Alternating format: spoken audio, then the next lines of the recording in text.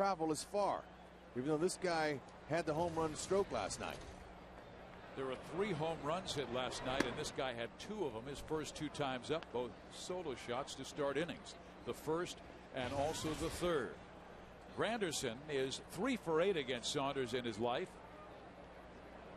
and the lefty delivers upstairs, and Saunders with a 2-0 count out of the gate, and he is coming off a victory over Seattle. Gave up 1 run in 7 innings in a 5-1 Angel victory. It was their only win on the entire road trip. In there, home plate umpire is Mark Wegner. Rob Drake at first base, Jeff Kellogg at second base, and Tim Timmons tonight at third base. He is the umpire who threw out Mike Scioscia last night. Jammed him, but the count goes to 3-1. You do not want to allow Granderson or Polanco to reach, because the power, Ordonez and Cabrera follow, and they can really do some damage, and they have done this already this year. Foul, 3-2. Saunders, he pitches to contact. He's not, he normally has very good command. So, for him to be out of the strike zone is not like him, but he hasn't been so far. So in 5 pitches, and he's right in there. 6 walks in 20 2/3 innings this year. Upstairs, walks him, and that's a dangerous man to walk, someone with speed. And this is a team that right now is 3rd in batting in the American League, 5th in runs scored, averaging 5.5. And now you've got a really good hit and run guy in Placido Polanco for Jimmy Leland. Might be one of the best. This guy's a very tough out. He puts the ball in play. He has a knack for contact, and he's facing the kind of pitcher that's right up his alley. He likes to shoot that ball to the right side. He's an ideal number 2 hitter, and he is a professional hitter. Good hitter. He's got a little pop, but not, that's not what he's paid for. He's paid to move the runner to third.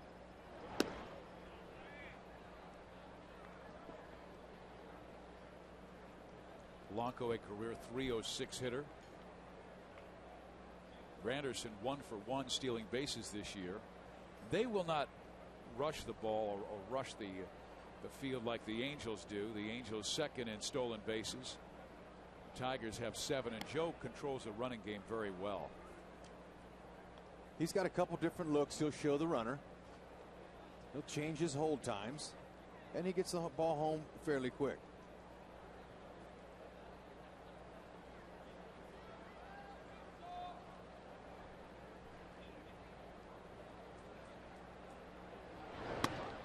Polanco takes upstairs, and Saunders falling behind. He walked the leadoff man Granderson. Now as a 2-0 count with Polanco. So Mike Napoli comes out for a visit. The Angels got a really good start last night from Jared Weaver for Mike Scioscia. 7 innings, 3 runs allowed, and the Angels starting pitching has allowed more than no starting pitcher has allowed more than 4 runs to the Angels' first 13 games. The last time the club's rotation went longer from the start of the year without allowing more than 4 runs was 1982, when they did so through the first 19 games. Granderson goes, pitch is swung on, pop foul, back and out of play. 2-1. Okay, that was a good action count. 2-0. Hitter is expecting a fastball. Gene Lamont, the third base coach, he got the sign from Jim Leland, and Granderson was on the move. Same thing here. He might be moving. Brian Fuentes picked off a Tiger, although an inexperienced one, Josh Anderson, in the 9th inning last night.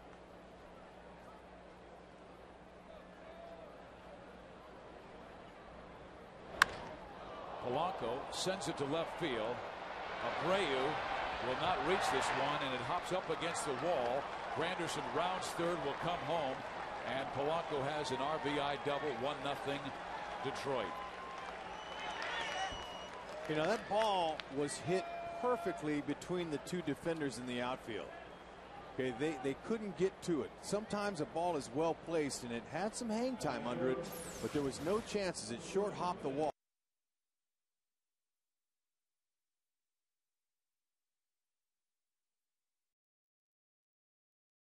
Anderson had to read it. He's got nice speed, and he's able to get on the board first, just like last night, except he did it with a home run.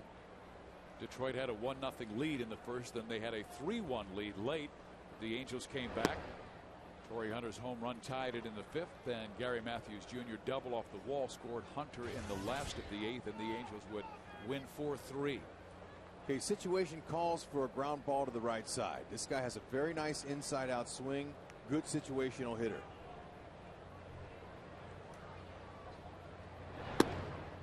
Saunders fighting his command early. I mean, he fell behind 2-0 to Granderson, fell behind Polanco 2-0, and now has fallen behind Ordonez 2-0, and Mike Butcher's coming out for a visit.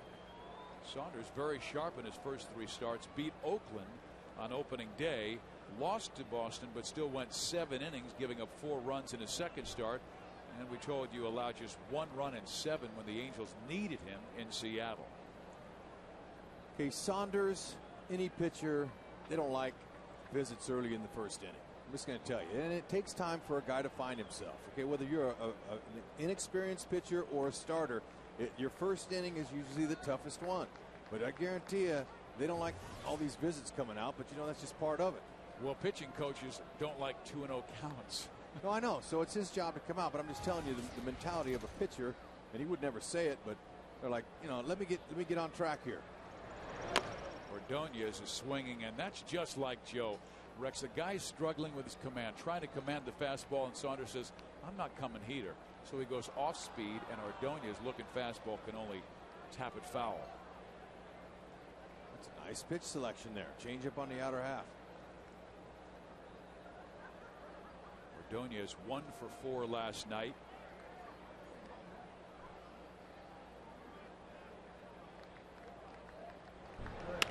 Maggio sends it to left field for a base hit. Polanco will come around and score, and it's 2-0 as Abreu's throw comes in, cut off by Figgins, and Detroit has the early edge, and Joe Saunders has not gotten a Tiger out yet.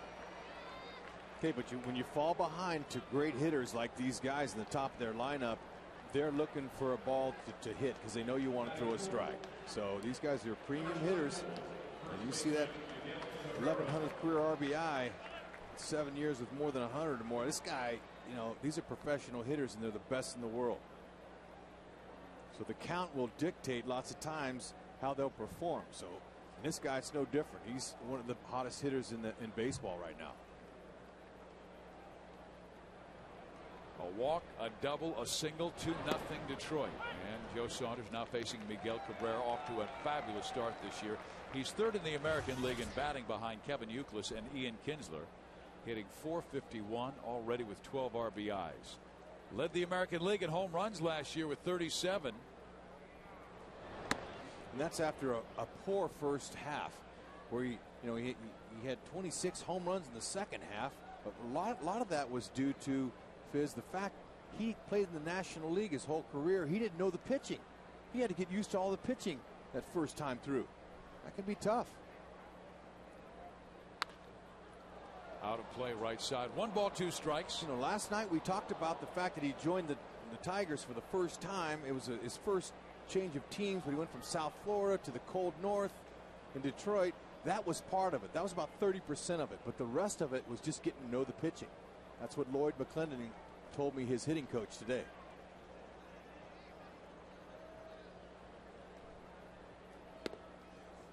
Down low with the fastball. You know, he's right. So if you don't know the pitchers in the American League, you've never faced them before, you can look at all the scouting charts, you can watch all the video you want, but until you get in the box and experience what these guys have and know their tendencies, they're gonna beat you first time through. Way inside, try to get that breaking ball down and in, and missed badly, and the count is full 3-2. We'll see if Jim Leland will send the runner Magli Ordonez at first base. Cabrera does have a tendency to strike out. I mean, he is a great hitter, but struck out 126 times last year, and I'm sure Jim wants to stay away from a strike him out, throw him out double play. Ordonez does go. Ground ball 3rd. Figgins has it. Does not. Yes, he does get the force, and they do get the double play. Wow, Ordonez staring at the second base umpire, Jeff Kellogg, as if to say, I was there. But the Angels turn the 5-4-3 double play. Okay, that was a great turn by Meister Asturis to stay in there. Figgins, great pick on the hop.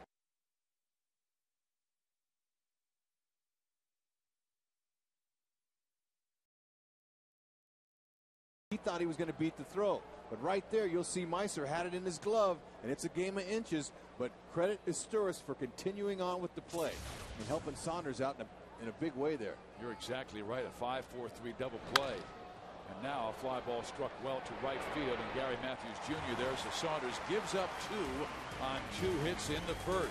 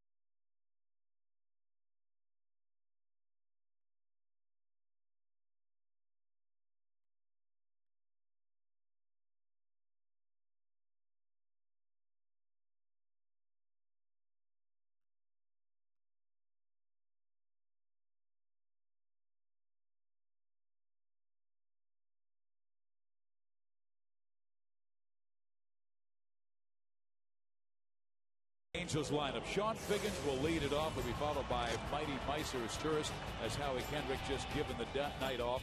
Bobby Abreu now moves to 3 and Torrey Hunter to 4. Morales then Napoli. His first at bat in the major leagues.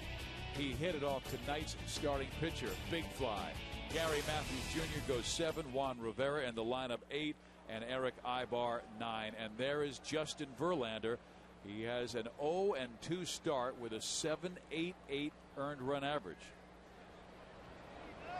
You know, those numbers could be a little bit twisted around because Verlander really has been pitching well. He has 1 or 2 innings where he has some trouble and he can't stop the bleeding, but this guy's got a mid to upper 90s fastball, a nice curve and changeup. He's got 3 above average pitches and he knows how to move it. He's going to move that fastball in and out, and his out pitch usually second time around will be that big curve. He was frustrated by his last start versus Seattle. 4 perfect innings with 7 strikeouts. And there is a heater at 93 catching the outside corner. And Sean hitting .255. He's in the top 5 in walks with 12 this year. So his on base percentage is up near 40%. Verlander blows him away with a good fastball right at the knees. He's a strikeout pitcher. Good stuff. All right, defending behind him. You see Ryan Rayburn. He just got called up. He's getting a shot in right field tonight. He's a good player, can play all around. Inge, nice third baseman. Adam Everett back at shortstop today. And we'll see Gerald Laird handling Justin Verlander. Here's Meiser Izturis, and he takes ball 1 as Izturis broke out in a nice way last night, going 2 for 4. And Mike Scioscia just wanted to give Howie Kendrick a night off, a mental day to rest, he called it. As a matter of fact, Kendrick brought some video of his old good at-bats to Mickey Hatcher and said, we need to correct some things. And they kind of feel like Howie's been closing himself off. Well, it's sometimes good to have a day off and then to study film. That's what that's all about. Come out and work at batting practice and watch, and then get hungry for your next game. He's too good a hitter to be hitting around the 200 mark. Strike in there to Izturis. The count is even. 2 balls, 2 strikes. Meiser a tough time on the road. 1 for 14, but 2 hits last night. And sends that one out of play. And we were talking about Verlander's last start. 4 perfect innings, 7 strikeouts against Seattle. Then he gave up 5 in the 5th. He said he was really frustrated because he thought it was his best stuff since he threw a no-hitter in 2007. No-hit stuff. Yeah, no, he's mainly rearing back and going after these guys with his mid-90s fastball, and that's appropriate. That's all you need, really. First time around, see how the hitters are gauging your fastball. But he works at a good pace. He's got the ability to dominate a game. His tourist to right field, and it is dropped by Ryan Rayburn, just called up from the minor leagues, and his tourist will make it to second base. Okay, nothing like the first inning getting tested on the hardest ball to you. A line shot directly at you. Hard to come in, go back, you're not sure what to do.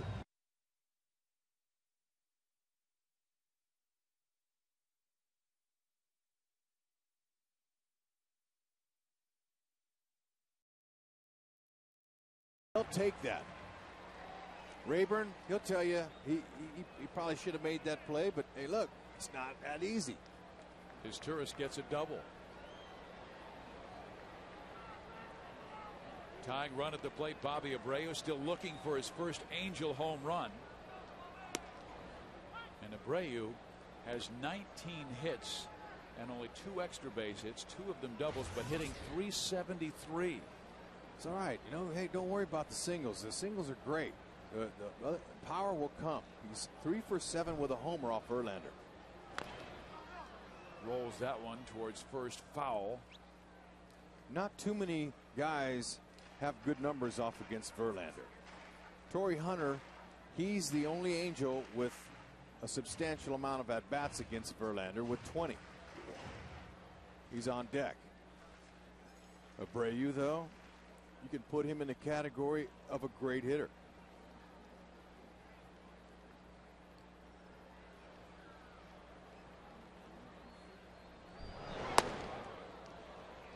Bobby does not chase it out of the strike zone. Now, he will K occasionally, but he is so disciplined and does not panic with 2 strikes.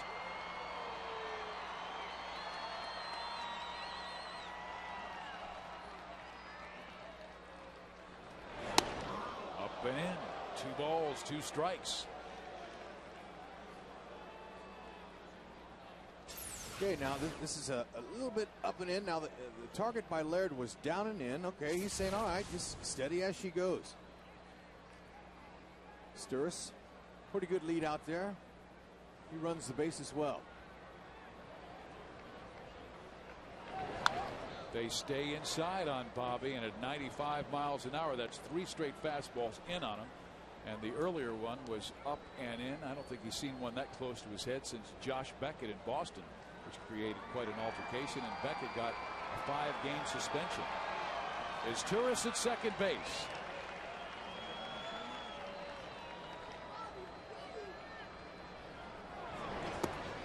Low. There's the first curveball we've seen. It's a nice 12-6 rotated pitch. You know, he's going to pull it out second time around, but with Abreu here, as good a hitter as he is, he says, you know what, scrap that. I'm going to try to give him a swing and miss. He'll go back to that heater. Hasn't thrown a whole lot of changeups this season. But if he does, he'll throw it to a left-handed batter after the first and second time through. He doesn't want to show that pitch yet. That's low, and a good at-bat by Bobby Abreu, who is down 0-2. And like we talked about, Rex doesn't panic. He stayed with it and works the walks. The Angels have the tying runs on here early. Okay, mentioned Torrey Hunter has 20 at-bats off of him, 5 hits, 250 average. But you know what? I don't think he's ever seen a fastball he doesn't like. This guy likes to turn and burn on heaters. Even if it's inside, he likes the challenge.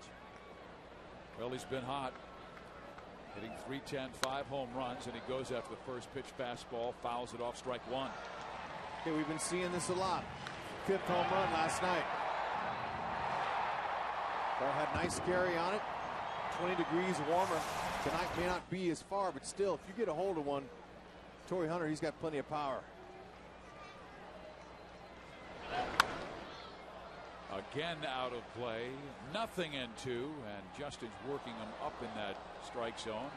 At 95 miles an hour, you can do that. At 90, it's tough. Hunter just 2 RBI shy of 800 in his career that started in Minnesota the last 2 years with the Angels. Last year in this. And he swings and misses and strikes out in the breaking ball. Okay, that's Uncle Charlie. We've seen 2 curves and 4 batters, and they've thrown it 1 time. He had the intent to strike out Abreu on the same pitch. Bobby didn't bite, but he got Torrey Hunter on that one. Okay, get.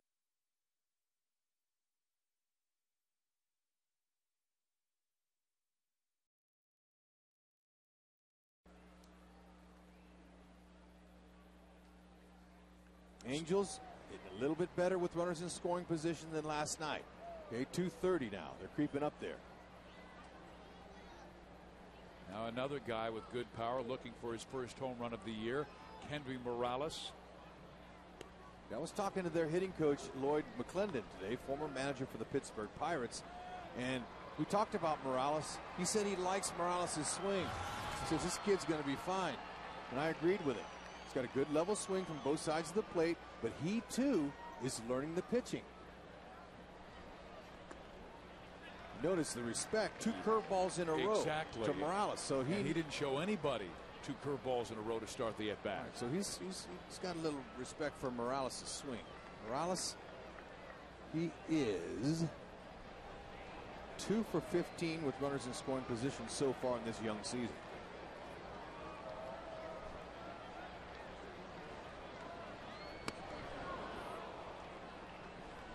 Okay, there's a little blue bayou there. I'll say.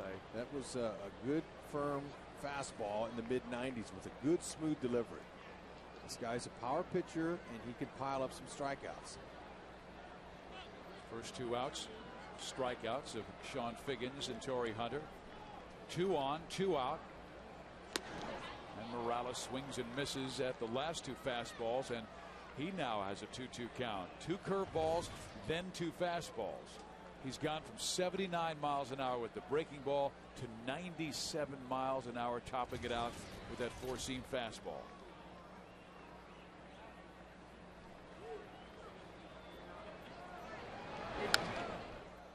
Well, he's gone 3 straight fastballs after missing 2 curves. But you could, Morales is shaking his head saying, you know, and I need to catch that one. That was a good pitch, but the previous 2 were blown by him, so Laird and Verlander are going to stay with that same pitch. Now, after 3 in a row, they might come with a little wrinkle here to see if they can punch him out. High with the curveball, so he's missed all 3 breaking pitches to Kendry. Counts full 3-2. That means the runners will be moving, and if he can gap one, well, then he could drive both home. Mike Napoli waiting on deck. The count's full 3-2 to Kendry Morales. Okay, he's got to be looking for a fastball here.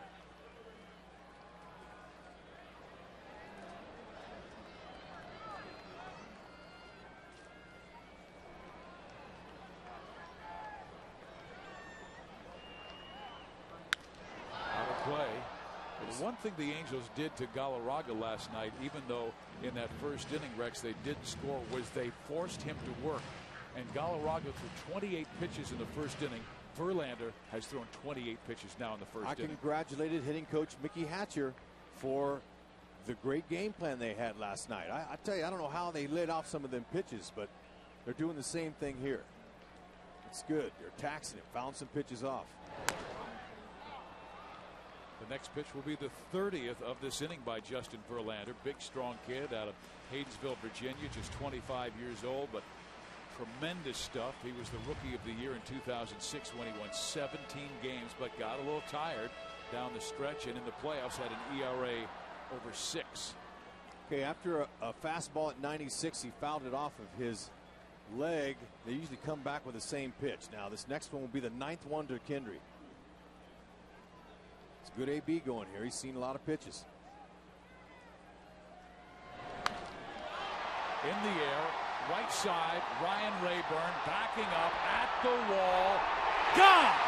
3-run home run by Kendry Morales. His first big fly of the year. Man, and he got around them bases. He sprinted them bases. Good for him. What an at-bat. On the 10th pitch, he hit a hanging curve.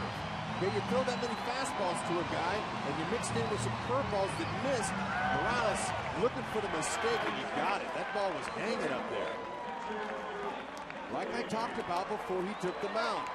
He's got great stuff, but he has an inning or so where he has a hard time stopping the bleeding. He was timing that fastball, timing it, missed the first two very badly, then started fouling off some fastballs and finally got one that he could square up. Mike Napoli and the Angels now with a 3-2 lead.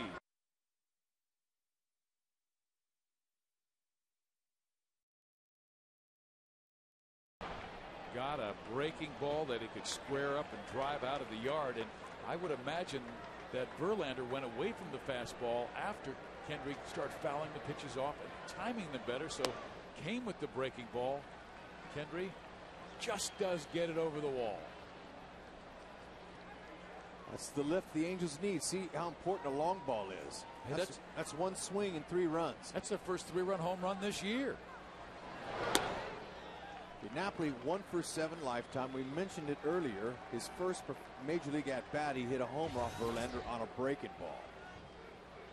So 1 for 7 and all heaters out of the zone. Napoli be looking to square one up right here. Verlander might be saying, I thought the Angels were an aggressive team, a free swinging team. He's thrown 35 pitches and only gotten 2 outs in the first inning. He watched last night, though. He saw that performance by Galarraga. Napoli 2-inch. That'll do it for the Tigers, but Justin Verlander has to throw 36 pitches. And with 2 out, that man takes him deep. A 3-run home run. Morales' first of the year. The Angels by 1.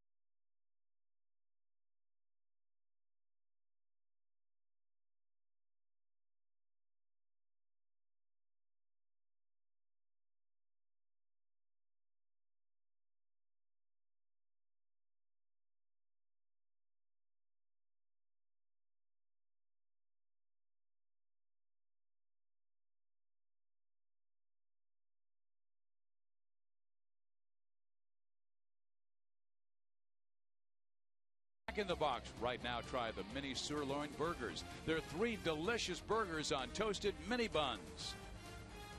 We've only played 1 inning at the Big A. We already have 5 runs in the scoreboard, 3 for the Angels, 2 for Detroit, and that man hit his first home run of the year. High arcing shot to right field, just did clear that high wall in right.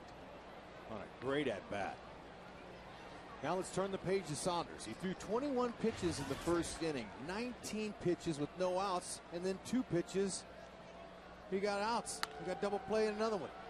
Up the middle is tourist backhands. Quick gets layered by a couple of steps, 1 down.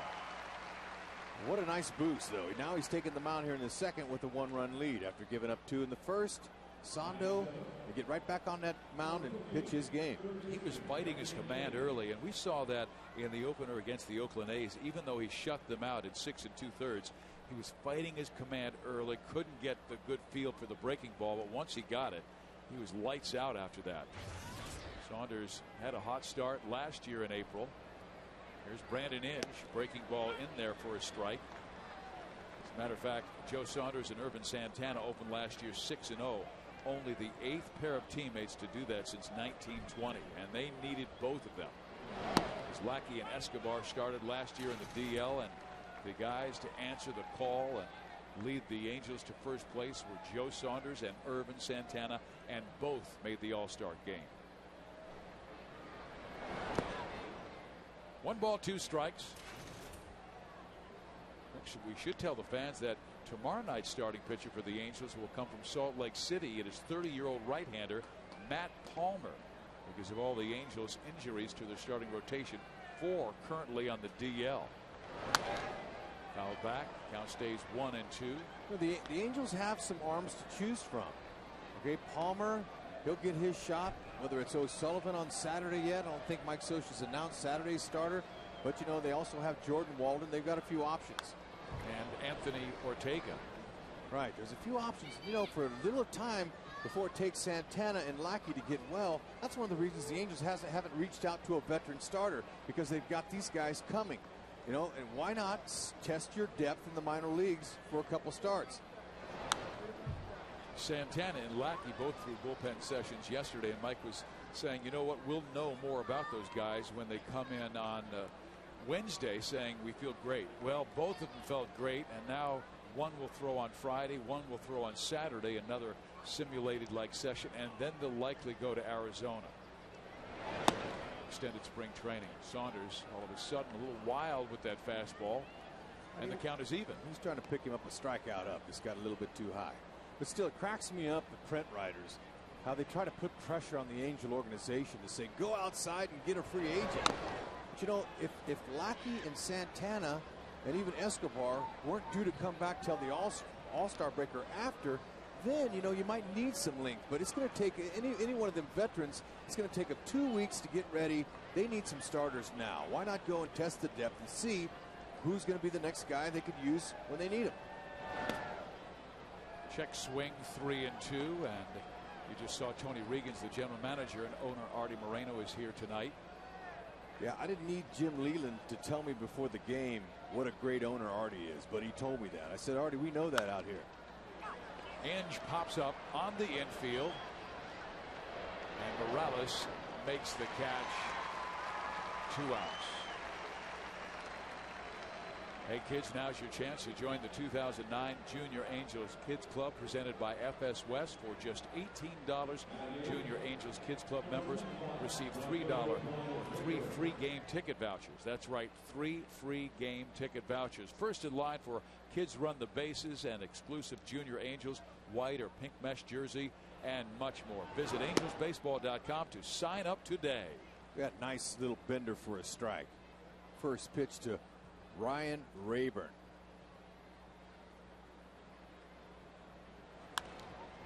Again lifted foul over our heads. No, speaking of Junior Angels, there was one right there when he was a young guy. Angels fan. I talked to him before the game, and he says, hey, look, is that Bobby Grich behind the batting screen? And I said, yes, young trainer. This game's full of opportunities. You better go say hi to him while you can.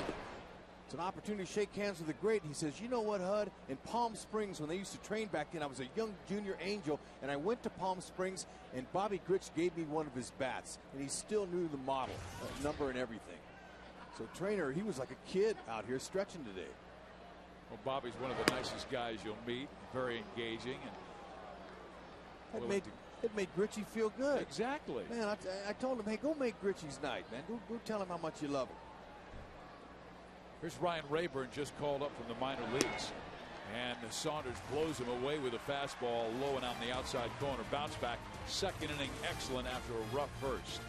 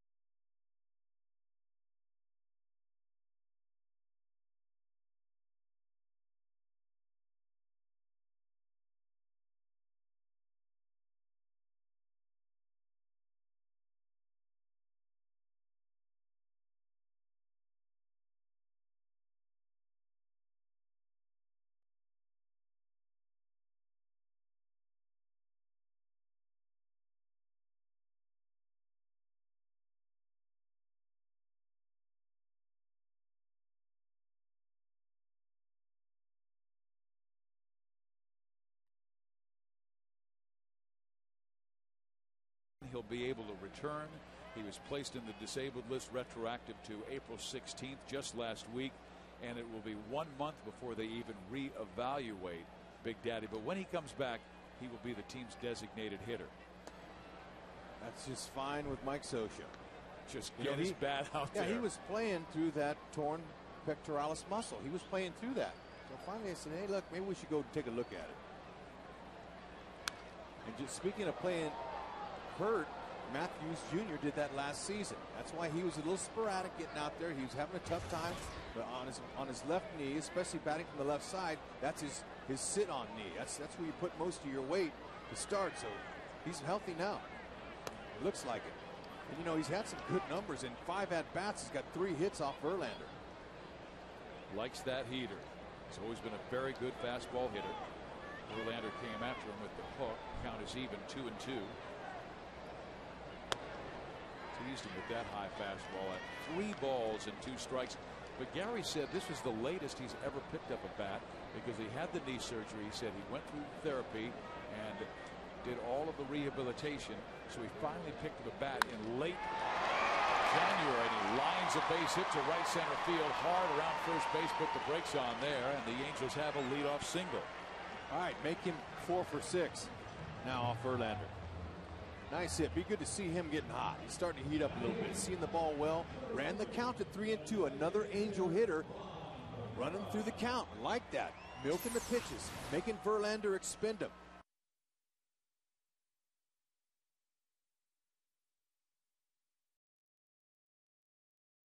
Gary said the first 2 weeks in spring training was getting his timing down and just feeling comfortable.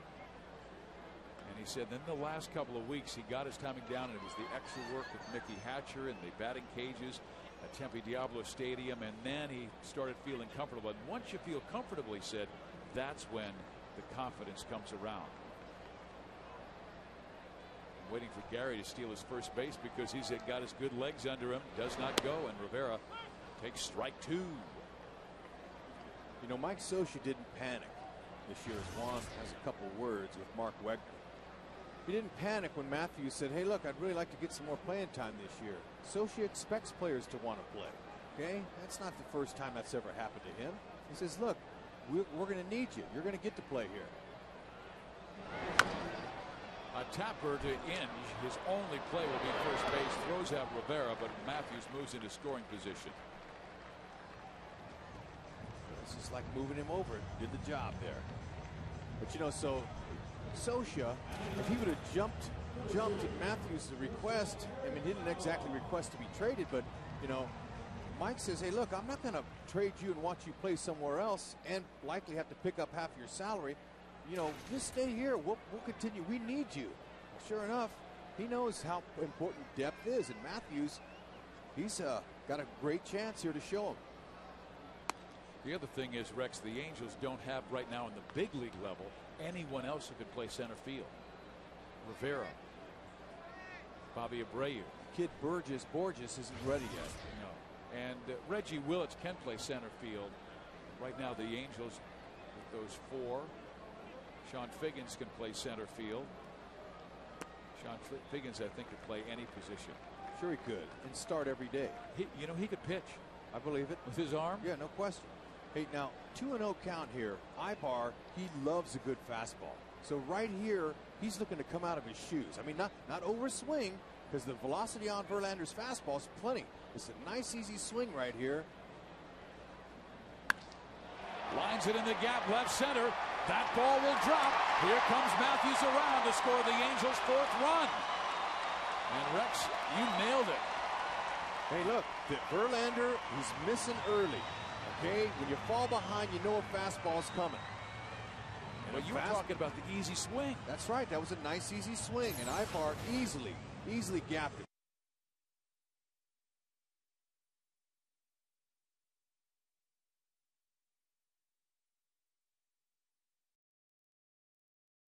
Games of the regular season, Eric Ibar looked like he had reverted to 2 years ago, but in the last 5 games, he has a 5-game hit streak. He's looking like he did during spring training when he hit .407 to lead the club. And Rex, he is now 8 hits in his last 17 at bats. Came through in the clutch last night and again tonight. This is a good team. Jim Leland believes it's a good team. There's a changeup now. I hadn't seen it. It's the first changeup we've seen tonight. Now, second time around. That's exactly what the scouting report says on it. But Jim Leland says, man, you know, this is as good a team as any Angel teams we've faced before. He says, you know, he thinks the defense on the infield's not quite as sharp, but he says they got enough guys that can handle the job. And I said, do you care to explain? He goes, well, you know, Morales is over there at first base. He's basically an unproven first baseman. I agreed with him. He thinks Howie can use some more work on his hand and feet work around second base. And I agree there, because as there's the hook, and Figgy's going to have to sit down on that one. That was a good hammer. But he was quick to praise Ibar and Esturris, saying those guys can do some things. You know, and Leland, he's been around the game a long time. And he says Sean Figgins may not be your prototypical type third baseman, but he is very good. He's built low to the ground. He's got good range and a nice, strong throwing arm. He's a good third baseman. Esturris sends a ground ball to second base. Polanco will throw out Meiser, but Ibar comes through. An RBI double. Angels in front now 4-2.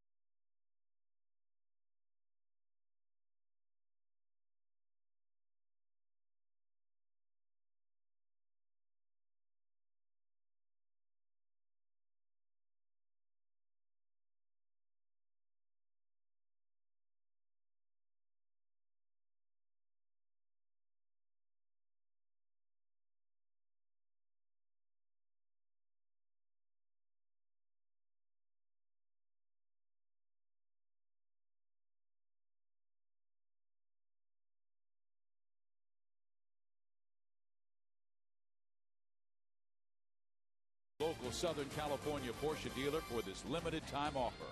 And by Aflac, we've got you under our wing. Steve Physiok, Rex Hudler back at the Big A. Halos leading Tigers 4-2. Got a good crowd again. They had the knit cap beanie giveaway tonight. Everybody, well, a lot of fans I'm seeing wearing them. A little cooler than last night. There you go. Check that out. In the air center field, Torrey Hunter comes racing on and making. Oh, Ibar could not hold on. Throw to second, not in time. It is a leadoff base hit for Adam Everett. Let's see how they score this one. Really tough play for Ibar. Yeah, over the shoulder like that's not easy. Now, Torrey Hunter, he's a very vocal center fielder, and he has command out there. And I guarantee you, he didn't see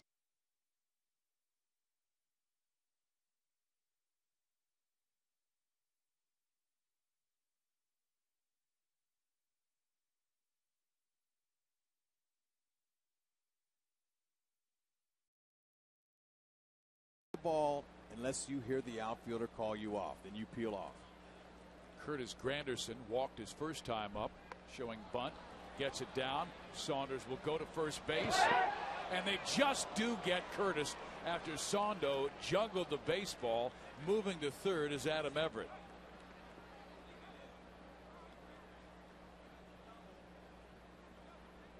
They're giving Adam Everett the double. It just made the official scorekeeping ruling. Yeah, but you know, this is something he did on his own right here. He's doing the little thing. Saunders found the handle just in time. Granderson very speedy. He's able to get down there, but I'm going to give him a sacrifice bunt on that. And here is a tough guy to keep from driving in that run, Polanco. Want to try to get ahead of him. Strike one's the key. Just low, 1 ball, 1 strike. You've got Figgins a little bit in at third, off the line about 10 feet. Everybody else is back there going to give up the run to get an out. Polanco to center field. Hunter coming on. Torrey makes the catch. Everett will not go. How about that? Well, the Torrey set up well. That was a perfect ball for him. You want to be coming in with some momentum. Okay, he stutter stepped a little to time it right to where he could catch the ball on the run.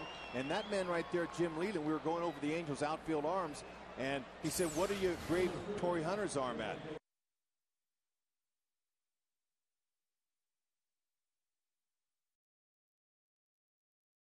Third base coaches, you have to know the outfielder's arms. All third base coaches in the league, they'll be able to tell you who's got the best throwing arms, because you got to know whether to send him or not. And Adam Everett would have been a dead Tiger had they sent him. Now it'll really pay off if Saunders can get Ordonez out here in the third. That's down the line, and he drives in the run. Magli Ordonez wears out the Angels at the Big A. Gary Matthews Jr. gets to the baseball and holds Ordonez to 1 base, and it's a 4-3 ball game. That guy hitting over 360 at the Big A in his career. Yeah, he's back at it. Look at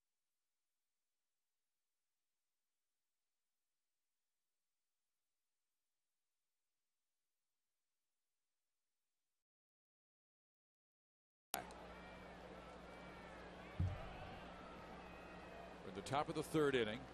Angels by 1. Miguel Cabrera swings at a changeup in the dirt. See, that's another reason that Gene Lamont, the third base coach, didn't send Adam Everett, because he knew that there were guys capable to pick him up. There's no need to run into a double play out with this kind of arsenal you have at the top of the order, middle third.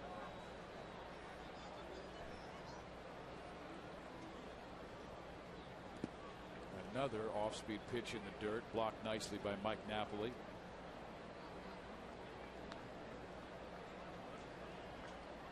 Now Leland did run a little bit more this spring than they had.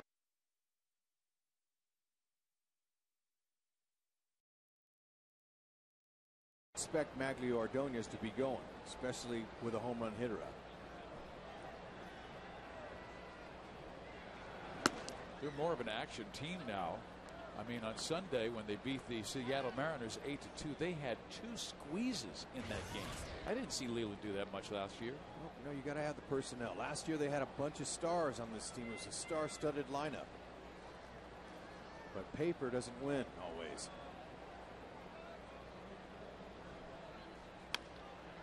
Rivera chased a bad ball. There was also with the Detroit Tigers last year, when you have that many star players at every position, you know, veteran star players, some guys, you know, they became a little complacent. It was like, okay, hey, look, it's not my turn today, you do it. Okay, instead of being a team and working with chemistry, they went ahead and got some younger players. You see Larish, the kid there on the top step. Okay, they've got some younger guys in there with a little bit of speed, so they've kind of mixed it up, and this is a better Tiger team this year. Not necessarily with all the big names. Rivera takes it high on his full 3-2.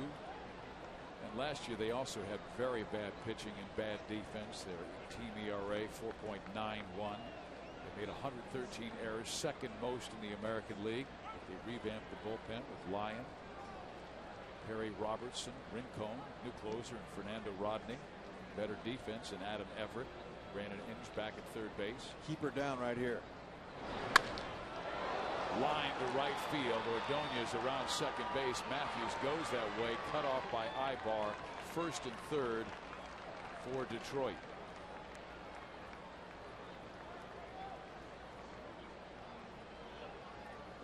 They have so many good right-handed hitters, so I'm going to believe they're going to hurt a bunch of southpaws this year. You're talking Polanco, Ordonez, Cabrera. Those are good right-handed hitters. I'm better than good. Carlos Guillen, a switch hitter, batting from the right side. Pretty good, too. He was having some fun with Jim Leland in that clubhouse today. He had some bright gold spikes And Jim Leland walked over and he goes, "Let me wear those out there. I'll put my old bell bottoms on. I'll really look good." Guillen was laughing. Foul, strike one. How about those shoes? White, orange, and black. Very styling. colorful. Yeah, you know, to tell you how the game has changed, you used to be able to see socks. Nowadays, you see all pants and shoes. There's one or two characters out there that'll show some sock. That was a ball that was called a strike last night. That's what we're talking about right there. There you go. Says, you know what? I don't need my pants down to my ankles. All the way on my shoe. I'm going to show you. Westminster, California knows how to dress. Another good block by Napoli, or that scores a run. Well, when you've got a catcher who can block a ball in the dirt and save you some runs, man, you have the confidence to throw a pitch like this. Yeah, both Napoli and Mathis do a great job. This ball was way short of the plate. I like how these guys, they throw their thumbs out and they kind of cradle that ball. They almost will it to hit off of their chest protector.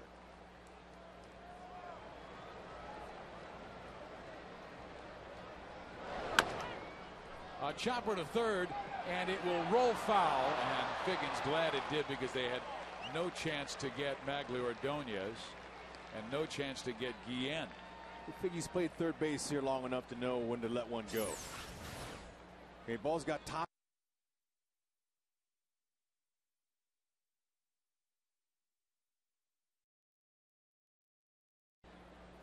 I talked to Mike Napoli about that play last night on the swing and bunt off of Brandon Inge's bat, and how Weaver came to the line to try to throw him out. And I said, "Mike, did you say anything?" He says, "Yeah, you know, I wasn't very strong with my vocal cords. I needed to yell it louder.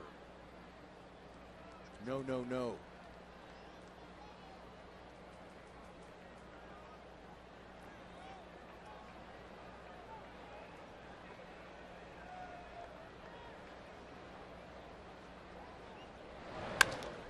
Hit sharply into left field, a base hit. This game is tied. 3 straight hits for Detroit. 4-4 our score. Ordonez, Cabrera, Guillen. Okay, that was a curveball. Stayed up in the zone long enough for a veteran hitter in his 11th year to be able to recognize that and slap it through the hole.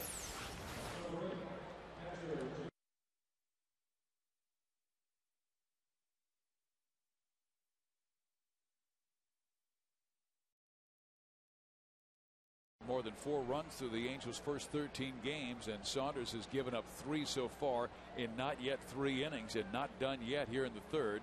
He'll face another righty in Gerald Laird, who grounded out to second base.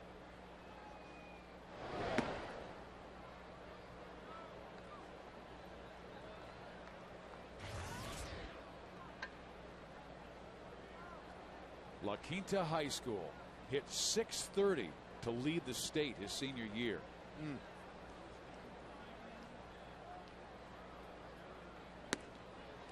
In there. You might have to get a few more leg hits to catch my average in high school. What was it? It was in the 730s. You're kidding me. No, it was easy then. I was pretty impressed at 630. That is 730. Give me an aluminum bat and put me in that leadoff spot and let me go to hacking.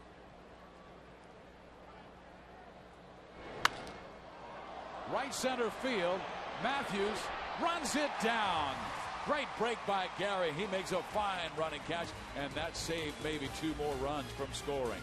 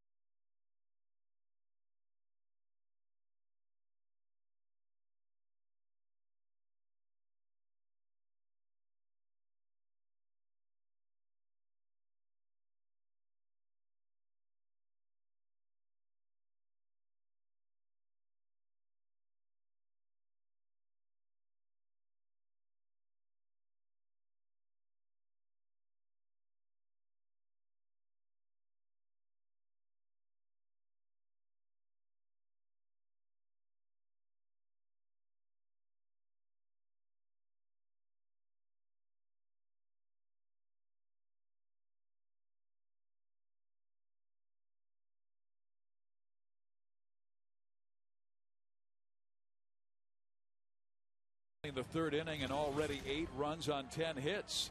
Angel fans, this Saturday, April 25th, all kids ages 2 through 18 in attendance will receive a free Howie Kendrick lunch bag courtesy of Wild Rivers Water Park. Tickets for this game are now available for $3 in the view level and $5 in the lower view level when using the password VLAD at the Angel Stadium ticket window or angelsbaseball.com. Bobby Abreu will lead things off. He walked his first time up and scored in a 3-run home run by Kendry Morales. Abreu, Hunter, Morales here in the third.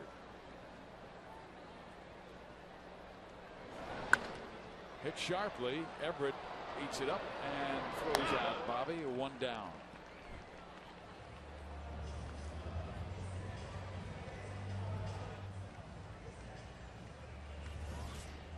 Firestone leaderboard all about Torrey Hunter, and the American League leader in home runs is Carlos Quentin. The beast of the White Sox has 7. He's back at it again. Pena and Cruz have 6, and then a whole host with 5, including Mr. Hunter. Matter of fact, Torrey Hunter has 9 of his 13 base hits have been extra base hits. Struck out his first time up. Okay, now he's saying, all right, come to me. 2-0 count. I know you want to throw a strike. We got the guy hit a 3-run home run hitting behind me. That's protection. Right center. Leyburn misjudges this one. That's the second one he has misplayed. Wow. Man, he had a hard time seeing it. That's what his body language told me. Tough time picking it up. There are a bank of lights. Sometimes that ball, if it's hit in a certain area, it gets up behind them.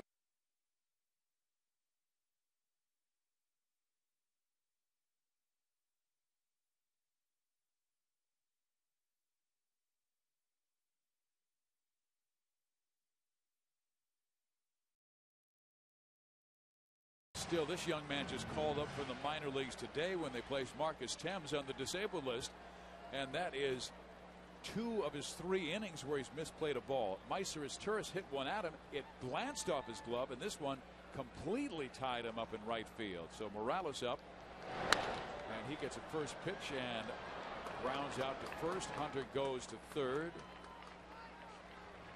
Here's today's Land Rover extraordinary performance. Of course, it's got to be Morales in the first. A 9-pitch at bat on the 9th pitch. See you later. Okay, 9 pitches. I thought it was 10, but so what? If it's 1 or 20, don't matter. 3-run homer's a 3-run homer. Big lift. But he did the job there. He moved the runner to third base, Torrey Hunter. Angels want to keep the pressure on Justin Verlander. He misses with the curveball. He's thrown now 59 pitches and not yet through 3. The Angels were able to allow Galarraga only go 5 because he was already past 100 pitches through 5. In there with the breaking ball, 1 ball, 1 strike. Mark Wegner calling balls and strikes. Rob Drake at first base, Jeff Kellogg at second, Tim Timmons at third.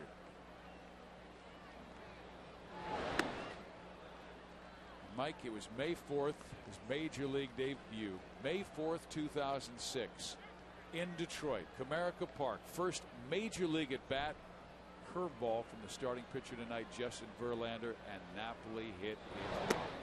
And you called it. Well, you know what? He fouled off a couple pitches in that at bat, you know. And hey, look, there's a lot of magic in a first AB in the big leagues for a lot of guys, okay? And then, you know, it just came to me. But you know what? He took that breaking ball. You might see here. Good firm fastball in the outer half, 97. Now, it looks like it's coming in there really hard for the folks that are watching. They're going, man, how do they do that? Well, these guys are trained. They're ice trained, and they'll tell you they like a lot of fastballs. Misses with this heater, and it is outside ball 4. So the Angels have runners at the corners with 2 out for Gary Matthews Jr. Okay, now I'd like to tell you how these players make it look easy, but you know, watch this play here.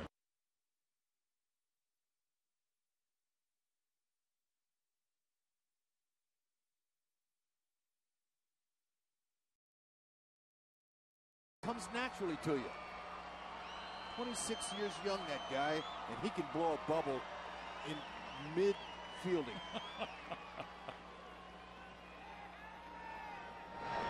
Matthews takes ball one. Gary singled, scored on Ibar's double back in the second. That made it 4-2, but Detroit rallied for 2 runs in the third. Gary now 4 for 6 in his career against Verlander. Out of play, 1 ball, 1 strike. Yeah, that wasn't the get me over swing. Matthews was airing it out. You see Torrey Hunter, he's chomping at the bit to score. Now, you got to be ready for any curveballs in the dirt. Okay, Verlander knows that Matthews has had his way going 4 for 6 off of him in his career, so he could throw a couple curveballs. Torrey wants to be able to score on those. He does come with the hook. With a man on third base, sometimes you want to take that breaking ball and make sure it doesn't hit the dirt so you can hang one. He hung one to Morales, and Morales hit it out.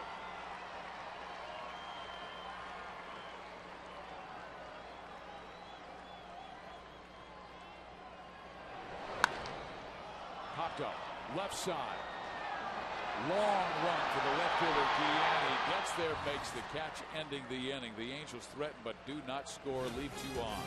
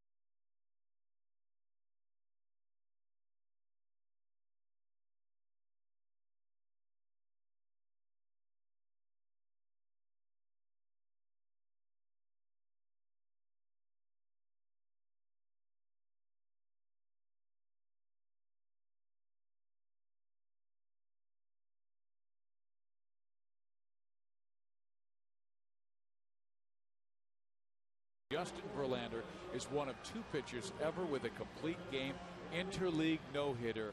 Who is the other? We will give you the answer later in the ball game. Right now it's Brandon Inge time against Joe Saunders. Inge last at bat, a 10-pitch at bat, finally popped up to the first baseman Kendry Morales.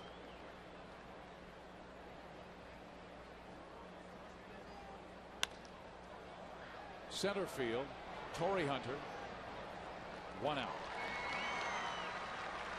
Well, Ryan Rayburn has misplayed 2 balls in right field, and Rayburn, he came into that dugout, went to get ready to hit, walked right past the manager, Jim Leyland, and Jim just kind of turned away and said, Skip, that's twice he walked right past him. You know, sometimes silence is the best.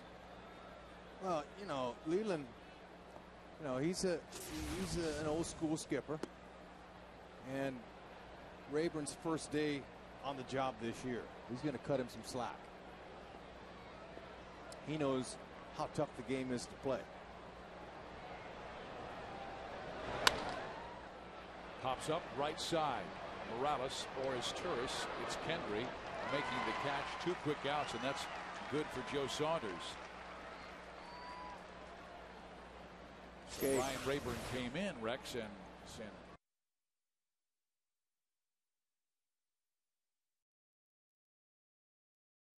in the International League lights and Big League lights. International Well, League? he just came up from the Oh, IL. yeah. I mean minor leagues. I'm thinking overseas. No, yeah. Minor leagues, big difference. Are you kidding? This is his first day in the bigs this year. Now, he did play, obviously, in the majors last year. Back and forth, AAA to the bigs. Adam Everett, the batter. Hits it right back to Joe, comes up with it, and has a quick 1-2-3 inning, less than 10 pitches for Saunders after working a lot in the first 3.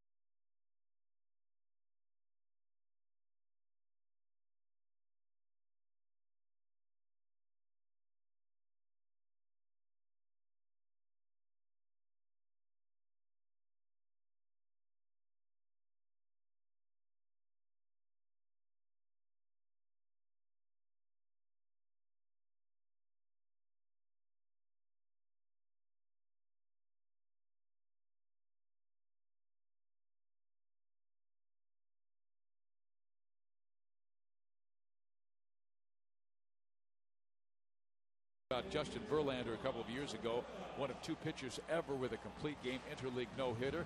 Who is the other? And the answer is David Cone. Perfect game for the Yankees. 1999 for the Expos. Expos? Oh, that's right. Against the Expos The at Yankee Montreal Expos. They're no longer a team anymore. One of the many teams you played for, and you acted like it was a surprise, like, well, I was doing Montreal that. had a team? Well, I was doing that for the young kids out there that don't know that the Expos were. I beg your pardon? Were a team. Here's Juan Rivera popping it up right field, and Rayburn's under it. And he makes the catch.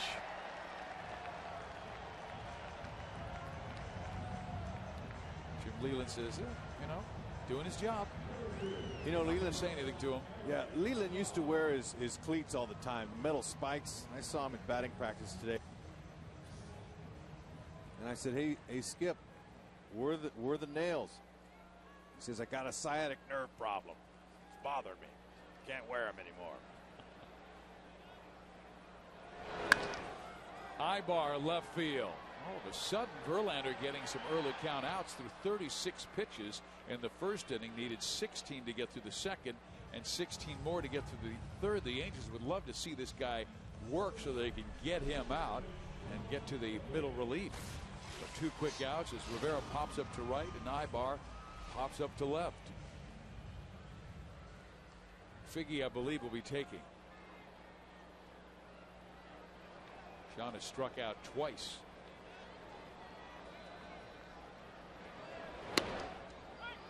In there, strike 1. Verlander's only needed 3 pitches to get 2 outs this inning. His total is at 72. Bottom of the 4th inning, 4-4 ball game, and Sean swings and misses. He's had a tough time. Verlander threw some devilish pitches back in the second to strike him out.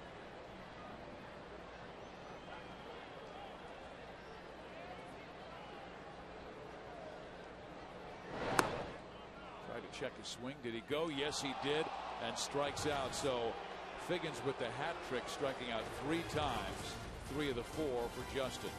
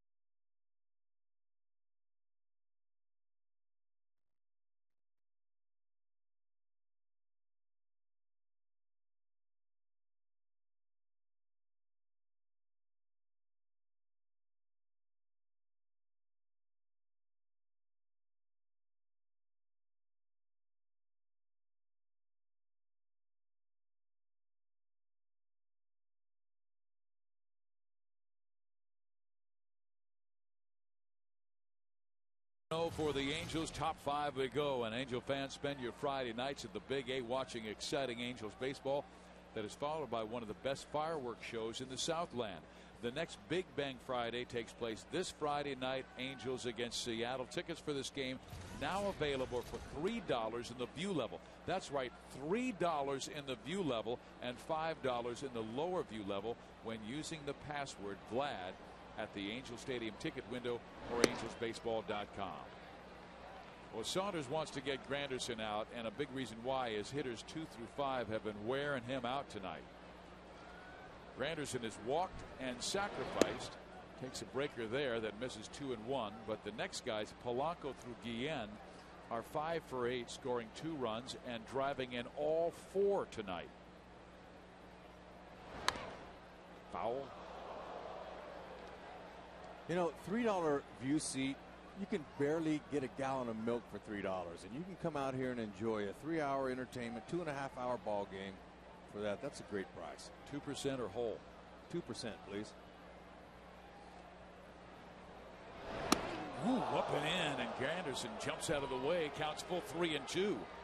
Yeah, seems like Joe has more trouble commanding his fastball than his other pitches. Well, that's some chin music. That's legit chin music right there. Now, see, look, I like how Granderson hops up and jumps right back in that batter's box, though. Body language saying, hey, look, I'm ready to hit. Yeah, he's a tough guy. Grew up in Chicago's South Side, Sox fan, but was a better basketball player, but decided to go to Illinois, Chicago, and hit .489 and wanted to play baseball. Now a 3-2 count with Joe Saunders.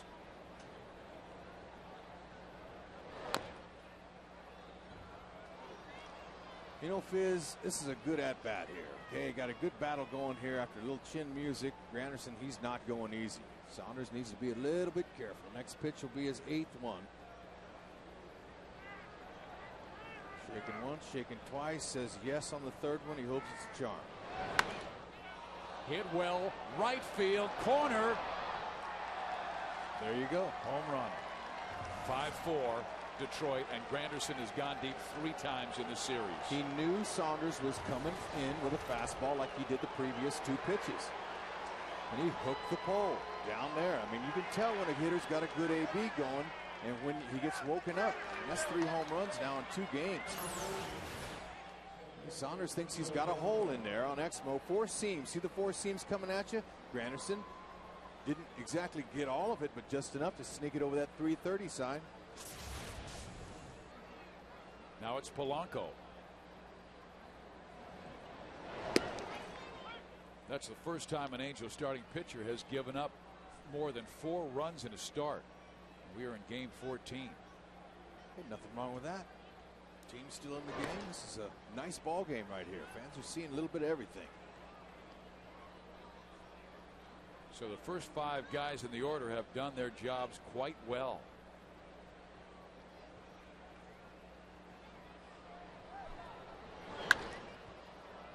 Center field, Hunter back, makes the catch, 1 out. This week, baseball's most bitter rivals are on Fox as the Yankees head to Fenway Park to take on David Ortiz and the Red Sox in their first series of the year, or the Cubs battle Albert Pujols and the Cardinals. Coverage of Fox Saturday baseball begins this week at 4 Eastern, 1 Pacific. Check local listings for the game and start time in your area. Here's Magli Ordonez. He is 2 for 2. Swings at a first pitch changeup, fouls it off, strike 1. Justin Spire warming up in the Angels pen. Sondo has gone 75 pitches, not yet through inning number 5. A roller towards Ibar, picks it off. His throw gets Ordonez for the 2nd out. Okay, Fizz, we've seen 2 home runs tonight. 1 off of Granderson's bat and 1 off of Kendi Morales' bat. Okay, Morales on the 9th pitch hit a hanging curveball, and on the 8th pitch, Granderson hit his. Whenever you have an at-bat like that where you're fouling pitches off, you're locked in. You're in on the at-bat. Good things happen. Number 1, you're expending the pitcher's pitches, and number 2, you're locking yourself in with confidence.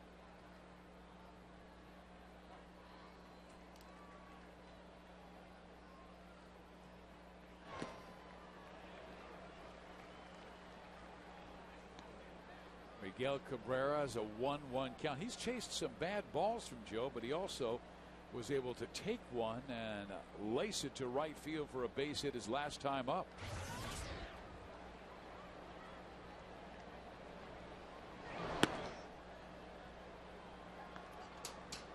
This guy came in red hot, hitting .481. The Angels have held him to 1 hit in 6 at bats. Good fade. It's a 2-2 count. And I was in the Tigers clubhouse today, and Miguel, I could not believe how big that young man is. I mean, he is he's an outside linebacker in the NFL. He's got good size, but very good hands. Down low. Well, he really tracks the ball well for a guy as young as he is. Pretty good understanding of the strike zone. And he walks here. 2-out walk to Cabrera. The batter is Guillen, who lined a single to left field his last time up, driving in his 5th run of the year. Okay, just a second walk given up by Saunders. First one was the first batter of the game, Granderson.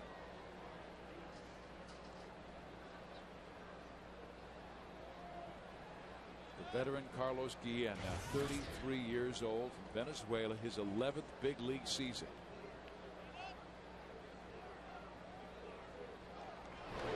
He has a lot of weight on the front side. Yeah, but he's got good hands. When you know, a hitter will tell you he may not be the most physique guys ever, but they got great hands. If they're in the league hitting in their 11th year and they're hitting, you know, 290 on their career, they got great hands. Hit sharply as Torres has it, underhands to Ibar, inning over. But Granderson goes deep, breaking the 4-4 tie. Evan Schloff is in the house. Posey.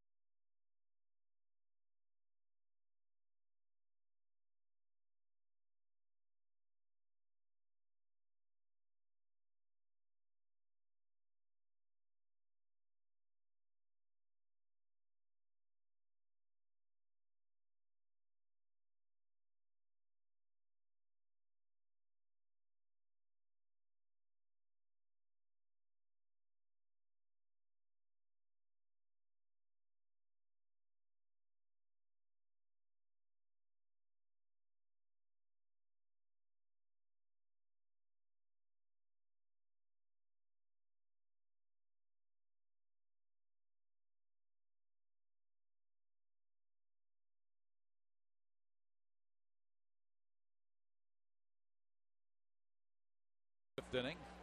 Angels were down by 2, rallied, took a 2-run lead. Now they are down by 1. Meiser Torres will lead it off against Justin Verlander.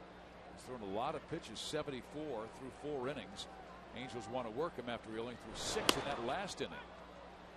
Maybe he's settling down as he finds the zone. It's a 1-1 count. He's retired 4 straight Angels. Time call.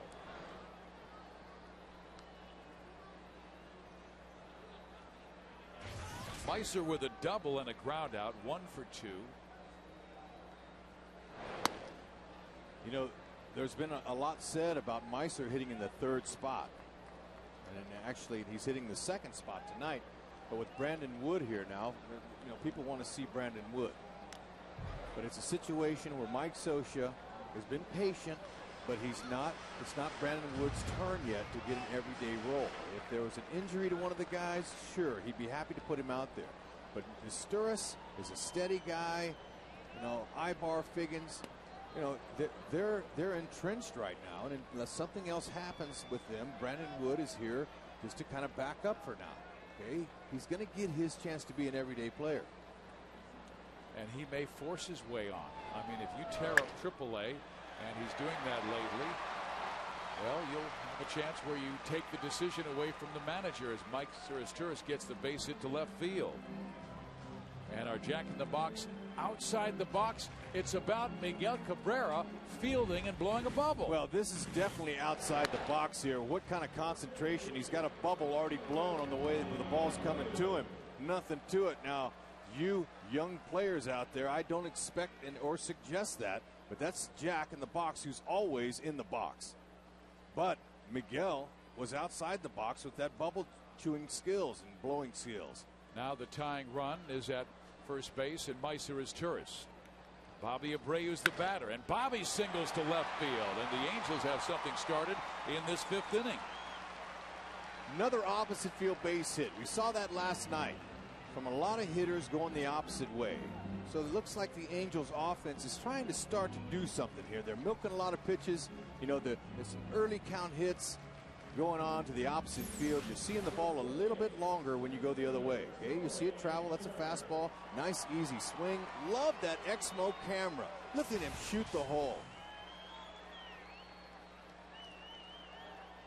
So Abreu at first.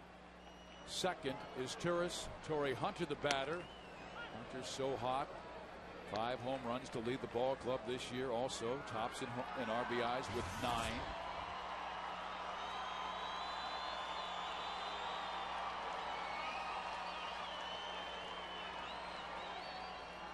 Hunter fouls it off the right side. Sparky Anderson, great manager, Hall of Fame manager for Detroit. You were talking about Brandon Wood. When Sparky would send a guy back to the minor leagues, he would tell him, I'm going to send you out and I'm not calling you back. And the kid would be surprised, and Sparky would say, it's because you're going to tear up AAA so much that you're going to take the decision away from me.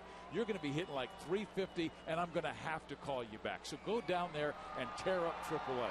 Nicely said by a veteran. Speaking of veterans, there's Mike Scioscia looking on here. Expecting Torrey Hunter to try to get a base hit with a runner in scoring position. Now, you mentioned how he's leading the Angels in homers and RBIs, but he is 0 for 8 with a runner in scoring position this year.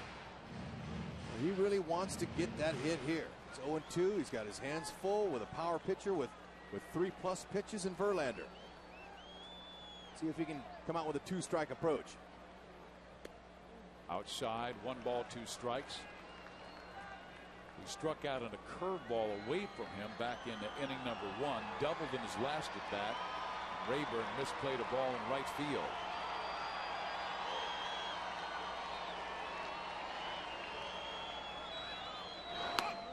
High with the breaking ball, a 2-2 count, and Verlander right now at 86 pitches, but it's how hard he had to work to get out of the first. You wonder if it's tired him. He threw 36 pitches to get out of the first inning.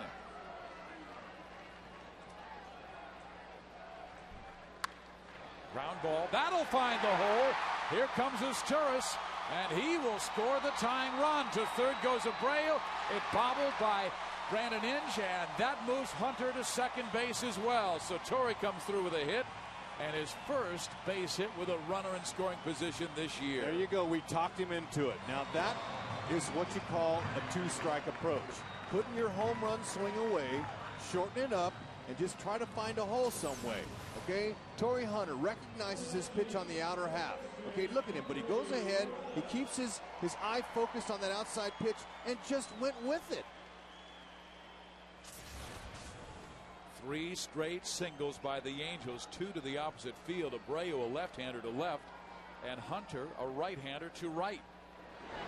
Henry Morales, who busted a 3-run home run back in the first inning, take a first pitch fastball for ball 1. Morales hit a high arcing shot to right field that just barely cleared the high wall in right. 3-run home run, first big fly of the year. Low 2-0. Hey, he's falling in trouble, getting behind hitters. And, you know, we'll see Rincon in warming up in their bullpen. But, you know, Morales, he's just 2 for 15 with runners in scoring position with a 133 average. Let's see if we can talk him into. Well, he got a hit with runner in scoring position first time up. You're right, but hey, let's just change that a little bit for him here. How about a lousy single? Go ahead and string the singles together this inning. 3-0. Green light here, Hud? Absolutely green light. Okay.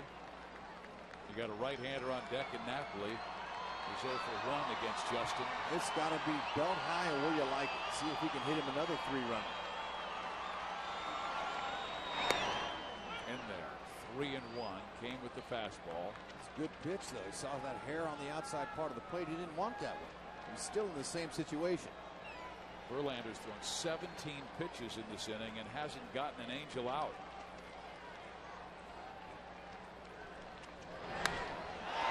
Race to right field. This will drive in 2.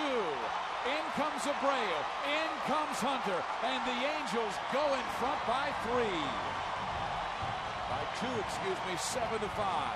But Kendry Morales with a big base hit has driven in 5 runs tonight. All right, now that we've talked him in to a single, that's 4 straight in this inning. Let's see if Napoli can keep the hit train running. And we talked about Verlander in the very beginning of the game, how he'll have trouble in certain innings trying to put guys away, and this is one of those innings. Along with the 3-run first inning, now the 3-run 5th inning is a multiple inning opportunity for the Angels now. 5 ribbies. Congratulations, Kendry. And Rex, he's 2 for 3 in this game with runners in scoring position. He's driven in 5 of the 7. Hey, this is the slack that needs to be taken up by Vladimir Guerrero missing. You said go ahead and take the lousy single. Take it. That's all it needed, man. That was a good stroke there. Good inside pitch. Verlander has allowed 7. I mean, this is a guy who was a tremendous pitcher his first 2 years in the major leagues. Won 17 as a rookie, won 18 as a second-year player, then lost 17 last year in his 3rd year. Napoli, big rip, misses. There are the numbers we're talking about. Through a no-hitter June 12th against Milwaukee. But last year, 20 more walks and 20 fewer strikeouts. And his fastball was 92 to 93. This year, it's been 95 to 97 again. But he's missing location in that strike zone. You know, the game's not that easy. You know, the first couple years, guys really aren't used to you. Then all of a sudden, you know, that 3rd and 4th year, they're starting to get to know you a little bit more. This is not easy, especially to endure a long career. Out of play. But you know, that 11 wins last year and 17 losses. Hey, there are some pitchers that would take those 11 wins. He's still an outstanding pitcher. 9 hits, though, 7 runs by the Angels. The Angels won last night's ball game 4-3 after going 1-5 on a road trip to Seattle and Minnesota. His wheelhouse fouled it back. That was his pitch. Breaking ball out over the middle of the plate. Just that look tells me that he'd like to have that back. An excellent breaking ball hitter, just pulled off it a tad.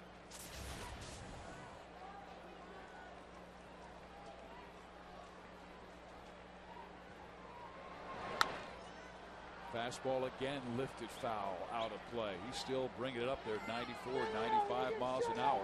Now you ask any team in baseball if they'd like to have Verlander, they'd say sure, we'll take him. Man. Good arm. Tigers first round, 2nd overall by Major League Baseball in 2004 out of Old Dominion. Okay, Napoli, very good this year with the 2-strike approach. Tried there. Chases that one and strikes out. So finally, on the 24th pitch of the 5th inning, Verlander gets his first out of the 5th. Okay, but that was a good 2-strike approach. He had a short swing. He just tried to doink it into right field. You know, he's not going to be perfect. Morales at first base, 3 runs home. Big hits by Hunter and Kendry. Here is Gary Matthews Jr., who is 1 for 2 in the game.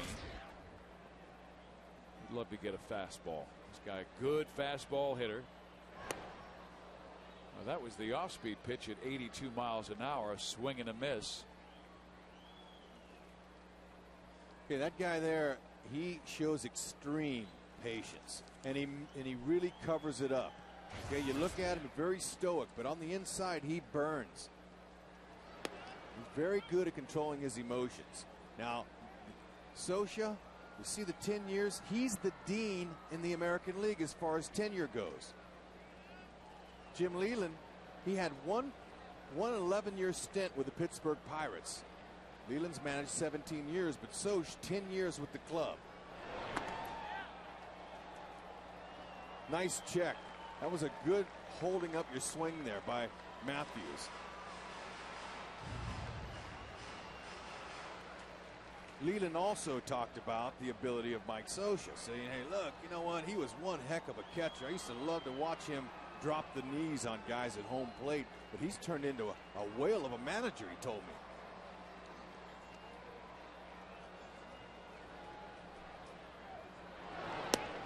Down low, 2 balls and 2 strikes. They competed against each other. Jimmy is the manager with the Pittsburgh Pirates, and of course Scioscia, the catcher for the Dodgers. Leland would lead Pittsburgh to 3 straight East titles in 90, 91, and 92. Gary tops one towards first foul. Fizz, let me just tell you, I played 5 years in the National League for the Expos and Cardinals during those years when Leland was there and they had their championship run. And it was fun competing against them. And Pittsburgh actually had some big crowds. And it was very intense baseball. Bobby Bonilla, Bonds, you know, Chico Lean was a second baseman, Jay Bell's a shortstop. You know, they had a very solid team with some really good arms. Doug Drabek came out of that rotation. He was tough. John Smiley.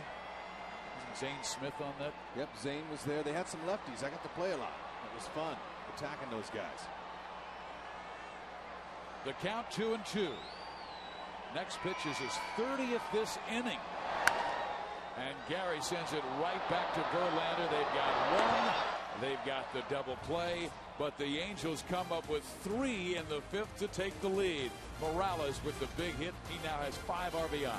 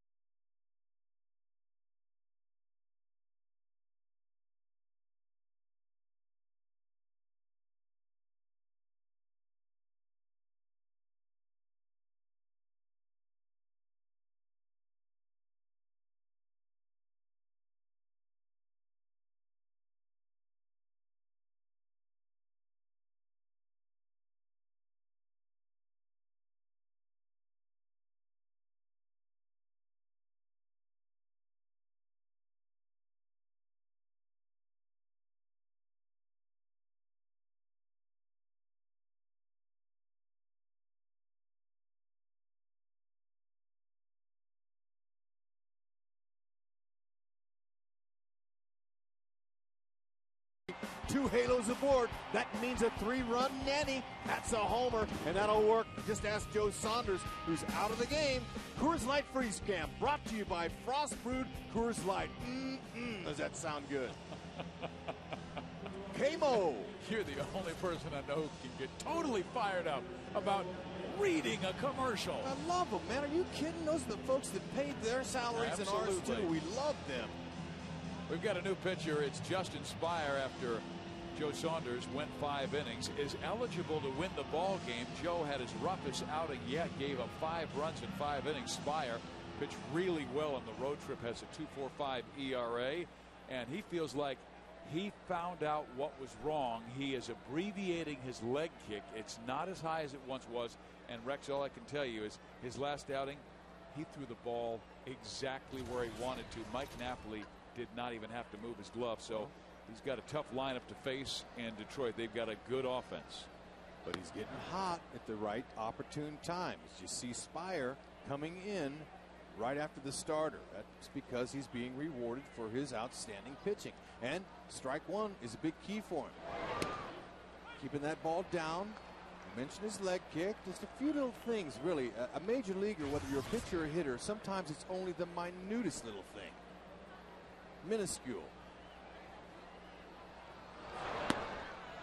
And then when it's working, it starts clicking. That ball just barely missed outside. And, you know, you stay with it. Scioscia's staying with him. Justin, a veteran, now 35 years old. He's got a little sink to his fastball. He's going to go 90, 91 miles an hour slider and a split finger. He might drop the splitty here. That's an out pitch that he can bury in the dirt, or he can throw for strikes. He had really good command of his fastball last time out. Laird 0 for 2 against Saunders. Just low.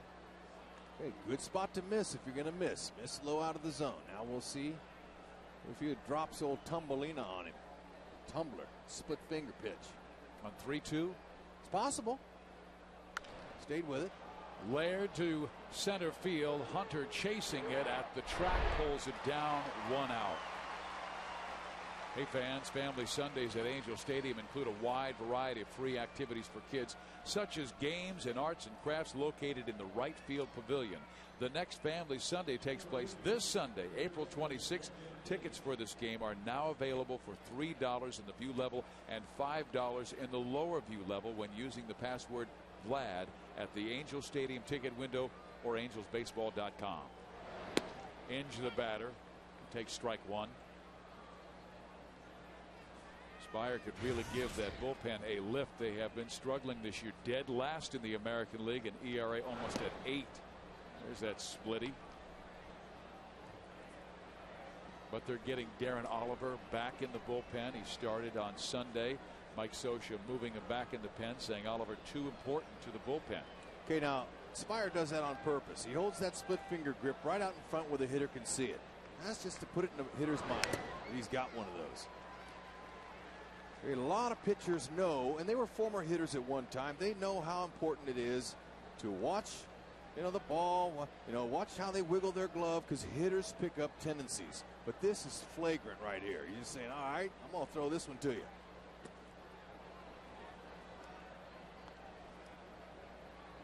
Norm Charlton, remember the great lefty? He was an outstanding lefty. I won't say great, but he was a solid left-handed pitcher. I faced him, and he would go he'd hold that same split finger grip and go, Hud, this is what's coming, and show it to me like that. And I thought, you know what? That's dirty pool. Look, give me a fastball. Show me that fastball, but don't show me that like there and say, here it comes. That's a tough pitch to hit. You can even know a heater's coming and not square it up. Well, because the split finger pitch looks like a fastball, and then all of a sudden, bottom drops out. Inge out of play. But I like where Spire is pitching. He's pitching bottom third. He's knees and down. That's going to keep him away from giving up the home run ball. Plagued him a little bit last year and a little bit this spring. Stay away from him. I think they changed signs on us. Splitty. Grounded foul. Napoli went fastball first, and Justin said no to that. Was able to get Gerald Laird to fly out to center field after a long duel. He's already thrown 13 pitches, and maybe Inge getting comfortable. Brandon has popped up, flied out, 0 for 2. Right back up the middle, base hit.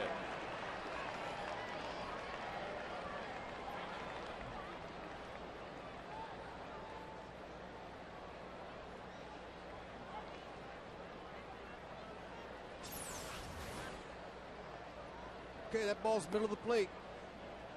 Nice little hand swing there by Brandon Inge. Good little throw. We'll see a pinch hitter for Ryan Rayburn, who went 0 for 2 and also lost 2 balls. misplayed in right field, and Josh Anderson will now pinch hit for him. Josh was picked off in the 9th inning by Brian Fuentes.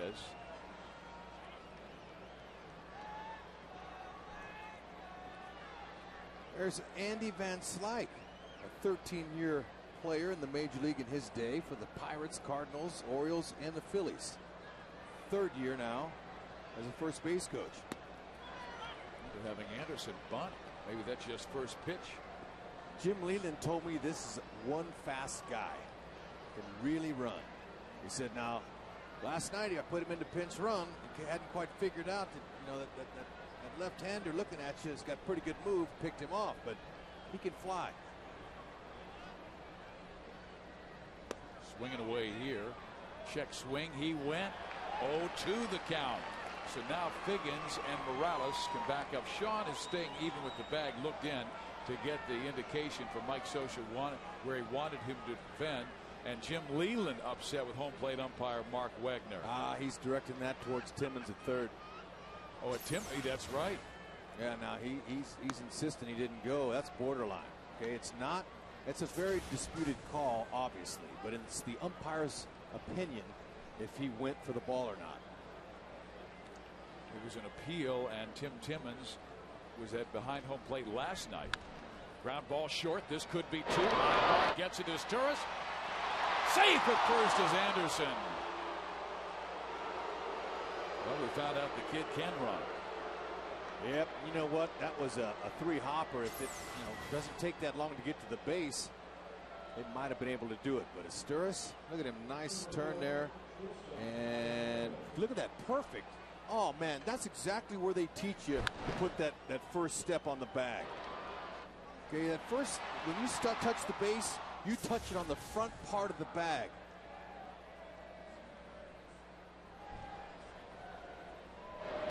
Anderson picked off last night by the left-hander Fuentes. Justin's a little easier to steal on, right-hander, and he's a little slow to home plate.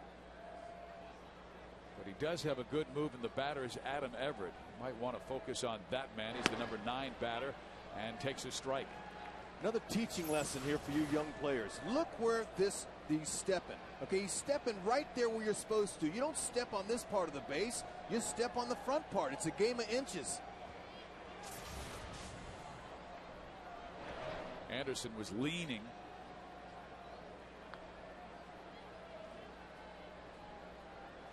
Everett doubled his first time up, but it was a bloop to shallow center field that Eric Ibar got a glove on, and it popped out of his glove as he was racing back into shallow center field.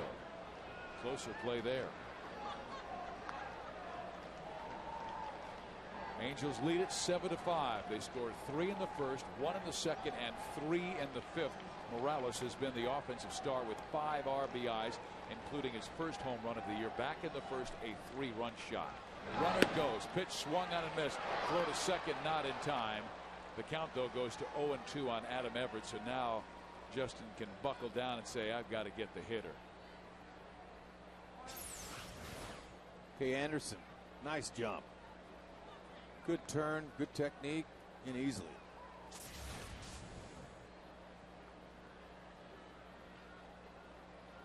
He was acquired in a trade with the Atlanta Braves. Okay, outfielders can kind of come in. No disrespect to Everett, but he doesn't hit for a lot of power. And it's going to take a good throw to get a speedy Anderson at home plate. See Hunter's playing to the opposite field. He's in about 10 feet closer than he normally would be.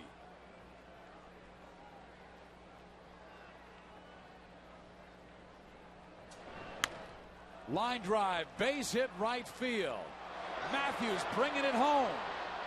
It's offline, and Anderson scores, and it's a 1-run game at 7-6. So the number 9 hitter, Adam Everett, comes through against Justin Spire.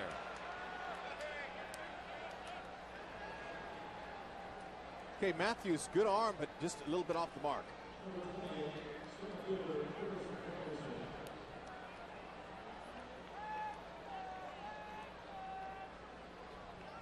Here is Curtis Granderson. He has walked, sacrificed, and homered. Having a great series, 3 home runs in the first 2 games.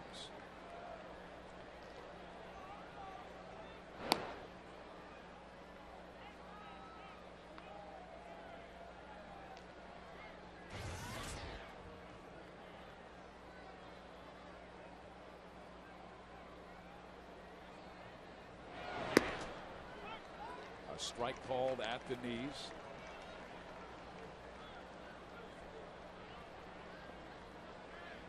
Spire's command has been better, Rex, but the velocity on his fastball not much, just high 80s, mid to high 80s. That ball laced to right field for a knock. Stopping at second base, Adam Everett.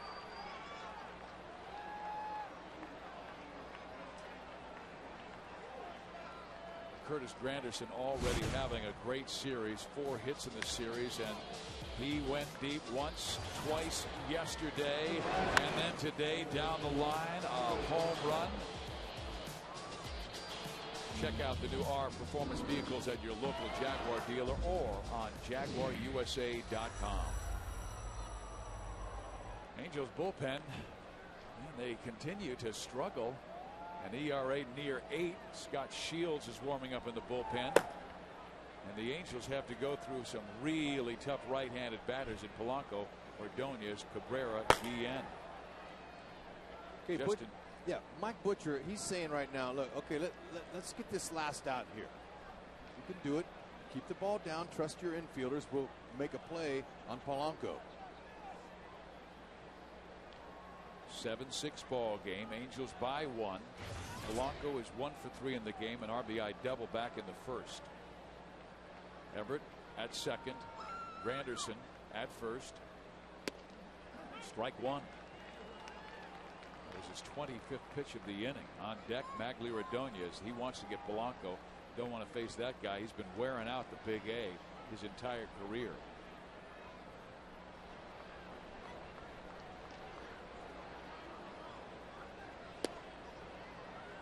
One and one.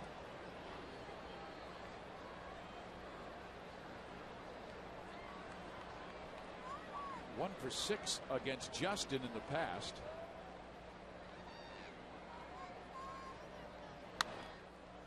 Fouled that one off 1 and 2. Crazy game. It's a tough one to figure out. You figure Verlander and Saunders, it might be a 2-1 ball game at this time. Nope, both are now gone. Verlander and Saunders only went 5. Now it's up to the Pens. Jammed him. Figgy has it. Gets the force at second base, ending the inning. But the Tigers score 1 on 3 hits.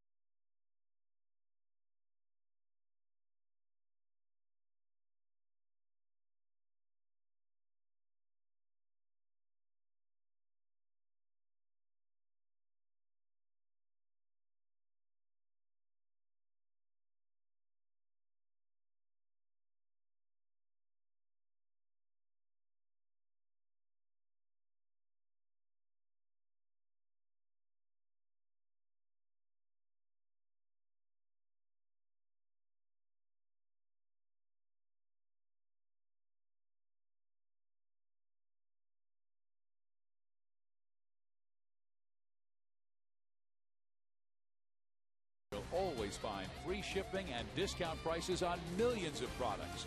And by Toyota. Get a great deal on Toyota's full line of hybrid and fuel-efficient vehicles at your Toyota dealer today. Under the big hats, the Angels leading by just 1, 7-6. We'll see Juan Rincon. He's been one of the top setup men in baseball in recent years, but had a rough time last year with Minnesota, wound up with Cleveland, then signed with Detroit in the offseason and made their roster on opening day. Now, he has not pitched in 9 days, and that could figure into how well he does. Well, it's because he hasn't been using his fastball very effectively. He has a hard time commanding that pitch, and that's the one that gets whacked around. You see Anderson replacing Rayburn. He's checking out the weather, seeing if there's any wind blowing out there, making sure. He saw Rayburn have a couple tough chances out there earlier. But Rincon, flags aren't blowing too hard. Mentioned his fastball. He has a plus curve. He's got a very nice curveball and a slider. His fastball is the one that's been getting him in trouble. That's why he hadn't been pitching a whole lot. Juan Rivera takes the first pitch, ball 1. Rivera 0 for 2. This guy with very good power, and he's looking to go deep for the first time this year. And a pretty good road trip, hitting .368 last night off. Ball 2.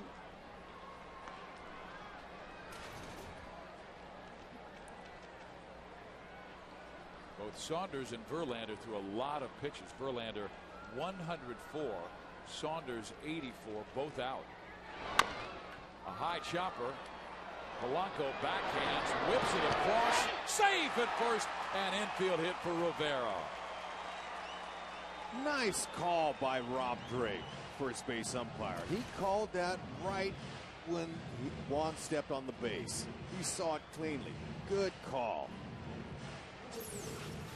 Okay, this is a high hopper off that rubber plate. Okay, ball bounces high. Polanco can't set his feet, so he's not going to get a lot on the throw, but Juan Rivera was able to beat it out. Now, he stepped on the front part of the base, not exactly the very front, but still, he was able to leg that hit out. Good for him. Batters Eric Ibar, good bunter. We'll see if they sacrifice Rivera to second. Ibar, though, has been hot. 5-game hit streak. Eric has 8 hits in his last 18 at bats. Had a clutch double his last time, or his first time up, and drove in Gary Matthews Jr. Okay, now hitters can back it down a little bit. They're not going to see any mid-90s stuff. Rincon's around 90 with a big curve and a small slider. Ibar bunts it foul.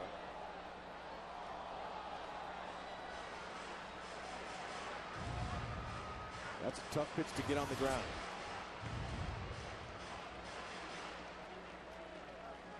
Angels have 10 hits. Tigers have 10 hits. Angels lead by 1 run. Kendry Morales has driven in 5 of the team's 7. Now it's up to the bullpens. Rincon for the Tigers. Spire for the Angels. You know, I don't expect Juan Rivera to be taken off anytime soon. But Rincon is very predictable with his release times when it comes to the running game. You can watch him once or twice and kind of get a guy down like that.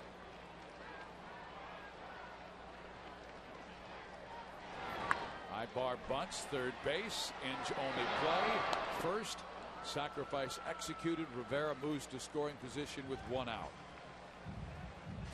There's a little small ball in effect, pushing Juan Rivera over. We're getting towards the later innings of the ball game. Soch wants to see if he can move him over and get him in on a swing. Okay, Ibar is a great bunter. And when you got a guy who doesn't throw a hard fastball like that, you can do that. Now, Polanco almost got in the way of Ibar. And no one in this building more delighted to see Verlander out of the game than the guy stepping to home plate now, Sean Figgins. He struck out 3 times against the big right-hander. Now facing Rincon, and Sean takes strike 1. Okay, Figgy's going to lock that little breaking ball in the back of his mind now. He's due. We haven't seen a 3 punch-out game by him in a long time.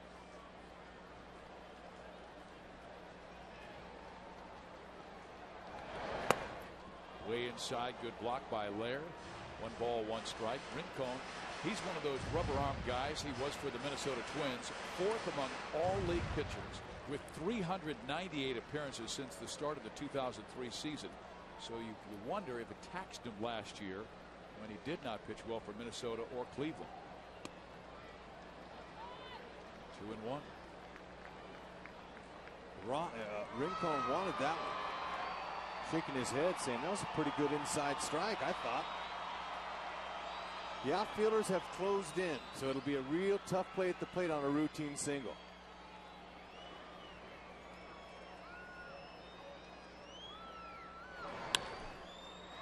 Second base, Polanco. 2 outs. Moving to third, Juan Rivera. So the Angels are going to need a clutch hit from Meiser as Turris right now to get that 8th run home. And as Turris, 2 for 3 tonight, had a pair of base hits. Maybe he's finding his swing, his rhythm, because he was 1 for 4, 1 for 14 on the road trip. But now 4 hits in the first 2 games of this homestand. Ball 1. While the Angels have had tough times with their bullpen, Detroit bullpen has pitched very well. A 3.5 ERA. The Angels near 8. 2-0.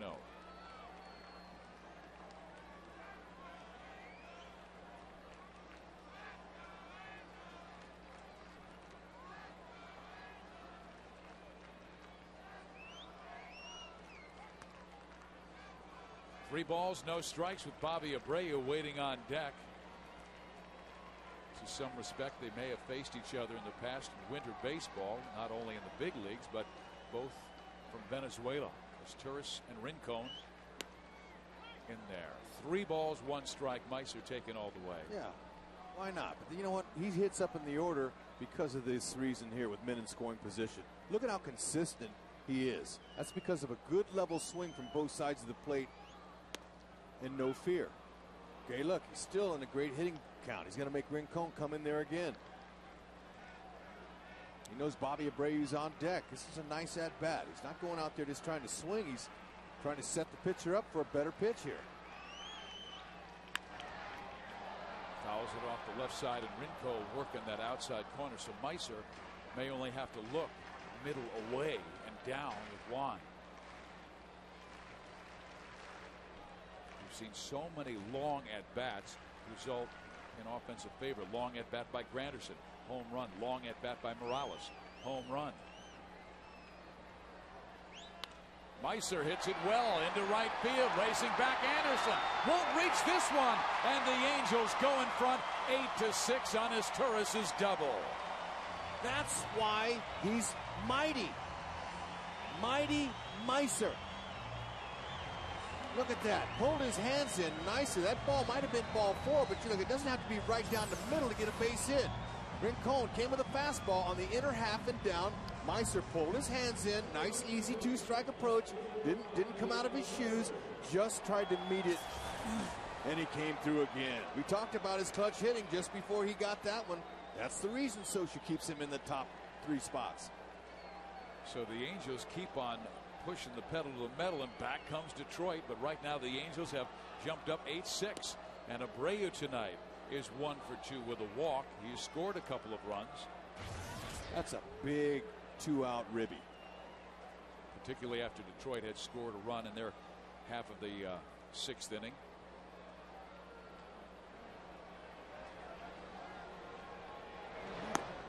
Bobby takes 1-1. You saw him tap on his right leg, Bobby Abreu. He tapped on his right leg for a reason. That's to remind him to stay back. And that front leg keeps you from lunging forward. See how he's got it on his tippy toe right there. He's on his little toe there. That's real light, like stepping on eggshells. Hey, you want that to be light. You don't want to put all your weight on that foot. You want to have it up there a little bit. Try to have your weight centered a little bit more geared towards the back, and naturally you're going to come through the ball, but you want to stay balanced. See that you want this balance to go right there. Pulls it down the line, foul. Rex, do you find that happening more often against a guy who's throwing a lot of breaking balls, where you're getting a little jumpy out there? No question. That first pitch to Abreu, he felt like he might have been leaking forward a little bit. So a little reminder, he tapped his leg. Sometimes that says, all right, stay back a little bit. And Rincon, he's got a pretty good hitter at 2-2 right here, but this guy is really good with a 2-strike approach. That gets away as Turris races to third, stays there as Laird grabs the baseball, and Rincon covers the plate.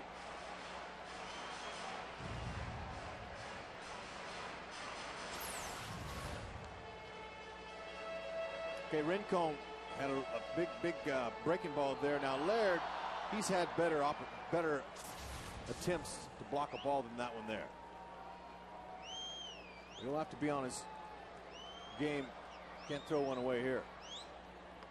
That one bounces also in the dirt. Abreu walks, so now the Angels have him first and third with Torrey Hunter coming up, and Rincon laboring. He's thrown more than 20 pitches, 22 now, and out comes their pitching coach Rick Knapp.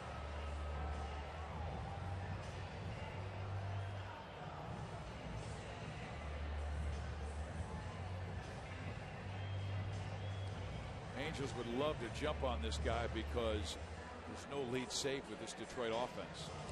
Okay, the one pitch before that moved his Sturris to third base. We'll show you Laird. Okay, wasn't really expecting it down there, but see, he just kind of jabbed at it. Now we'll show you the last pitch when the runner at third base. This is more what we're talking about. That's the same pitch, same location, but totally different form. That's how you want to do it. Turn the thumbs out, cup yourself in. Don't let that run score. Can't get many cheapies here. Now Laird, he's given the infielders signs. Okay, because there's a runner at first and third. If Abreu takes off, they got to know, the infielders got to know if he's throwing through to second base, or if he's going to hold it, or if he's going to throw to third for a pickoff. That's what those signs were given for. The Angels have double steal before with his Turris. Again, a ball in the dirt taken by Hunter. That's 3 straight pitches that have found the dirt. Smothered the last 2 by Gerald Laird. Not a bad thought for a double steal, but maybe for a lesser hitter. Yeah. But Torrey, he's hot. 2 outs here. You don't want to take the bat out of his hand. I was thinking that Laird may not throw through if Abreu takes second. Yeah, this isn't the Angels' first time around the block. These guys know the Angels' game. They're not going to just throw through to second base. But although I still think Scioscia's going to let Torrey hack away here. 2-0, good hit and count. Abreu does not go. The pitch is low. 3 balls, no strikes. Rincon gave up an infield hit to Juan Rivera. Then Ibar sacrificed him to second base. Figgins grounded out to second. As Turris, though, doubled in a run, and Abreu has now walked, and a 3-0 count to Torrey Hunter. Abreu goes, pitch is taken, ball 4, and the Angels have him loaded for Kendry Morales, who already has 5 RBIs tonight. The Angel record is 10. Garrett Anderson has that. Now it's time for Lexus's pursuing perfection. Okay, we saw the hanging breaking ball. And what happens to a big leaguer when he sees it hanging? He bangs it. And that inside fastball turned on that, so Morales starting to pump it up a little bit. That's Lexus pursuing perfection. Stay hot. We saw Adam Kennedy get 8 RBIs against Toronto. As the bases are loaded here, Vlad Guerrero got 9 RBIs against Boston, and Garrett Anderson holds the Angel record with 10 driven in 1 ball game. Morales has the bases loaded and already has driven in 5 tonight. A big swing and a miss, strike 2. Every down in the count. Meiser came up with a nice 2-out double to score a run. Let's see if Morales can stay hot.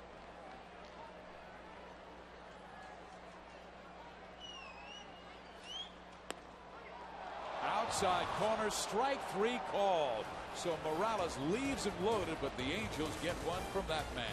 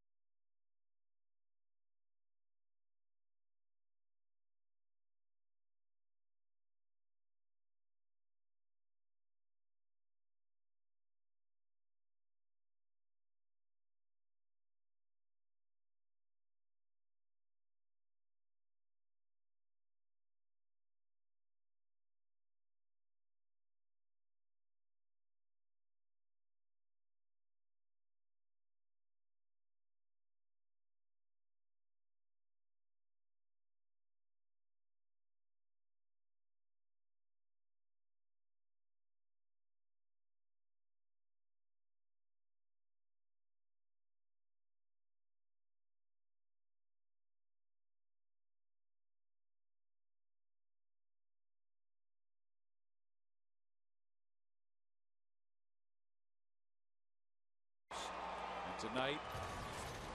Inside 43,047 have seen a dandy. Game 2 of this 3-game series. Scott Shields on the hill for the Halos, and he takes over for Justin Spire, trying to get through the 7th, maybe the 8th.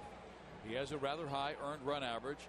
Very wild in his last outing against Minnesota, where he gave up a couple of hits and also walked a man. You know, we've seen Shields like this before.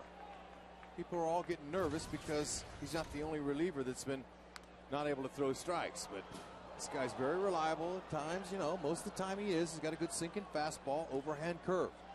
And he got together with Mike Butcher down in the bullpen the other day, and he said, I only threw 15 pitches, but the last 8, I think I figured it out, and the command came back. The batter is Maglio Ordonez, who is 2 for 3, and he has knocked in a couple of runs, also scored 1.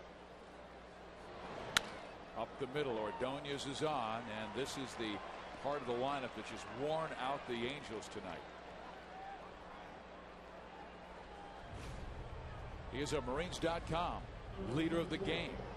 2007, highest batting average at .363 since 1961. Norm Cash. So and neither of them got too many leg hits. No, this guy's a pure hitter. And the fact that he had knee surgery, missed a whole bunch of time, almost a year. The White Sox let him go. Tigers picked him up, and look what he did. Cabrera's grounded into 1 double play tonight. The Angels would love to get that here as Scott gets an early strike across. Cabrera 1 for 2 in the game with a walk. Shields' sinker will entice double play balls.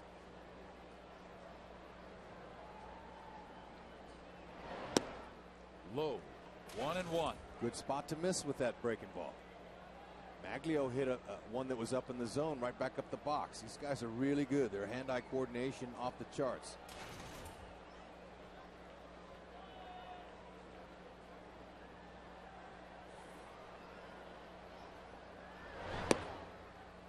Two balls and 1 strike. Detroit came in hot, winning 3 of 4 before yesterday's 4-3 loss to the Angels.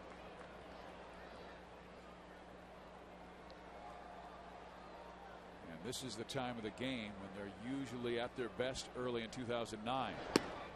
Outside 3-1 before last night's run by the Halos in the 8th inning. The Tigers had outscored the opposition 20-3, 7th inning and on.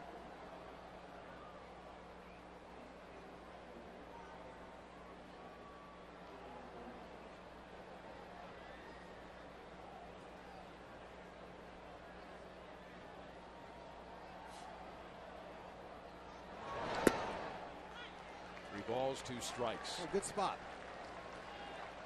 See if he can repeat it. You want to throw a strike, make sure it's down low, so in case he hits it, Mike could hit it out of field and roll it up. Ordonez led the inning off with a single back up the middle. Angels leading by 2. Cabrera represents the tying run. Ordonez goes. The pitch is fouled off. Detroit trying to stay out of the double play. Good hammer by Shields. Good pitch.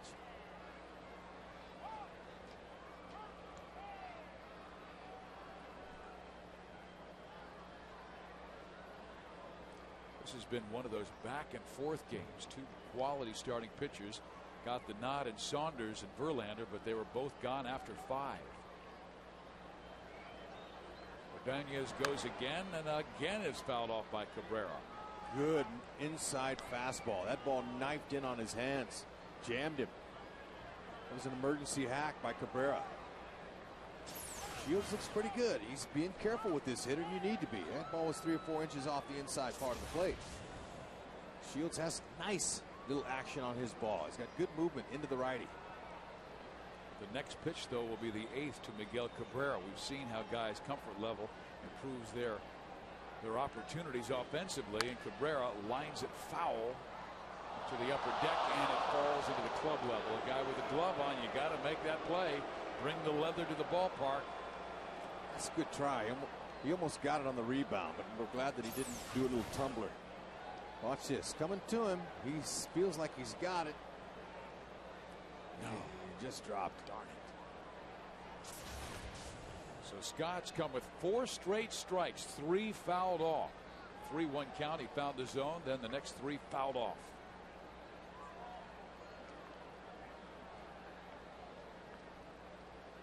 Tigers scored 2 in the top of the first. Angels came right back with 3 and took a 4-2 lead in the second. We've been back and forth ever since. Now the Angels back in front by a pair, 8-6.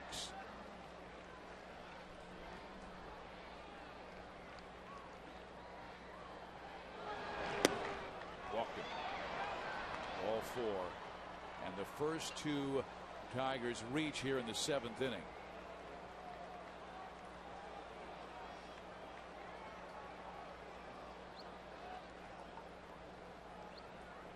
He possibly could ask Carlos Guillen to bunt.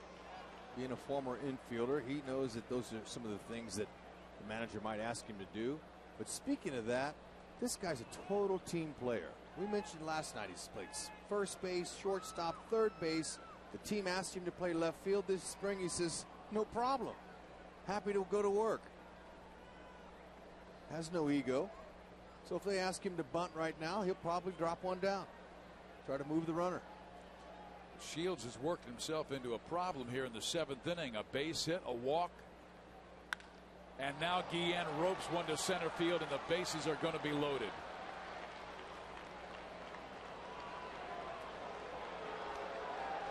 Since Mike Scioscia took over, the strength of his team has been his bullpen. Well, right now, that's not the case. Their bullpen ERA over 8. Spire gave up a run in his 1 inning in the 6th, and now they're going to get Arredondo up here in the 7th as Scott Shields has allowed the bases to get loaded in the 7th. He's got Ordonez at third base, Cabrera second base, Guillen first base, and Mike Butcher taking his time coming out to the mound to allow Arredondo to get ready quickly if they need him. The starting pitching has been the best in the American League, and that's despite the fact that the 4 members of the rotation are on the disabled list, with Lackey, Santana, Escobar on the DL, with Dustin Mosley. But the bullpen has really struggled. Angels have suffered 5 losses when the game was tied or they were leading after the 6th inning.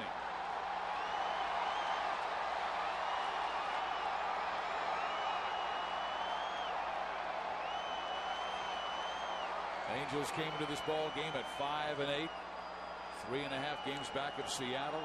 Detroit at 7-6, tied with Kansas City and the Chicago White Sox. Seattle tonight, though, losing in the bottom of the 6th inning to Tampa Bay 8-3. Texas losing to Toronto 8-7. And Oakland lost earlier tonight to the New York Yankees 9-7.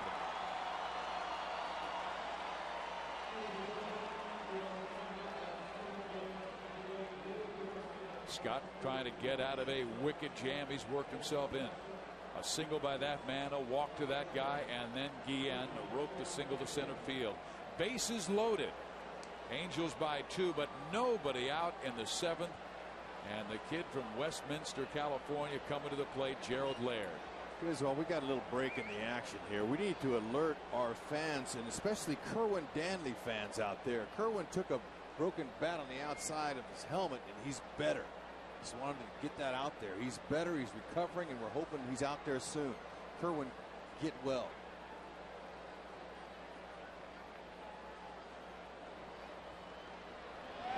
Shields to Laird. Strike 1. Hey, good start. You want to get ahead of these guys.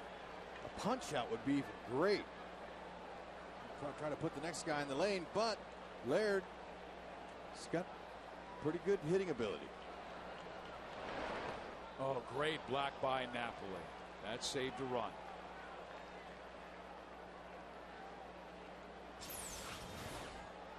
Okay, this one's up a little bit higher around that neck.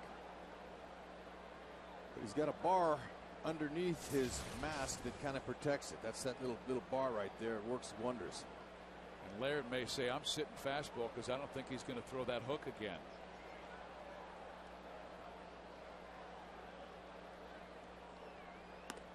Does throw the fastball but misses 2-1. Scott's problem, Facing a right-handed batter, you can see that up and in. Usually when he loses his command, it is up and in to a right-hander, up and away to a lefty.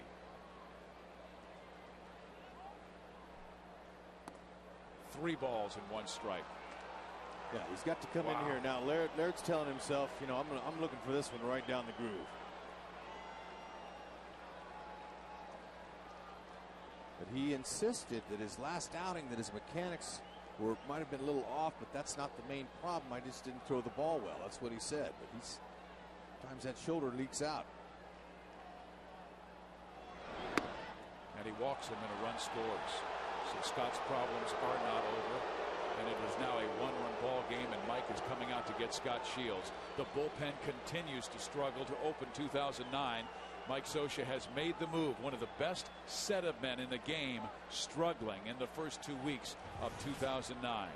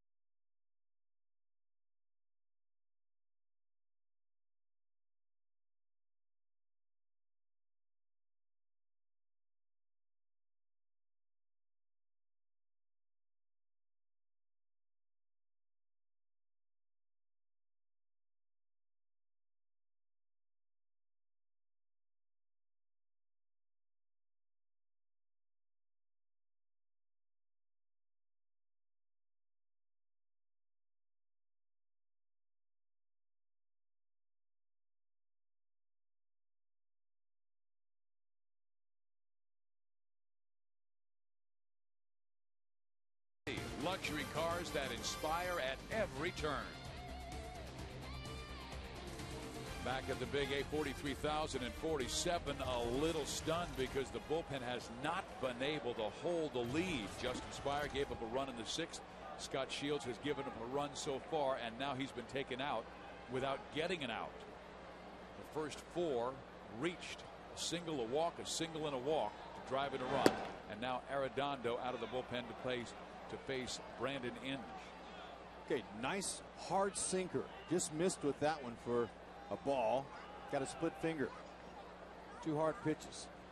Really tough to get out of this jam. 2-0. Basically, the Angels are giving games away because they are unable to protect leads. I mean, it's one thing for the opposition to beat you, but to hand a team a victory really bothers that man, Mike Scioscia. But they haven't handed anything to him yet. Nope. Nice pick by Mike Napoli. And swinging on a 2-0 count. Bullpen certainly was the Angels' strength last year, helping them to 100 wins. And Arredondo, very big reason why, as a rookie, winning 10 games, had a 1.62 ERA, comes in a dire situation. Angels will give up a run, the tying run, to get a double play, and Inge takes strike 2. So why not just punch out the side? That's a good idea. That's making a statement. Easier said than done.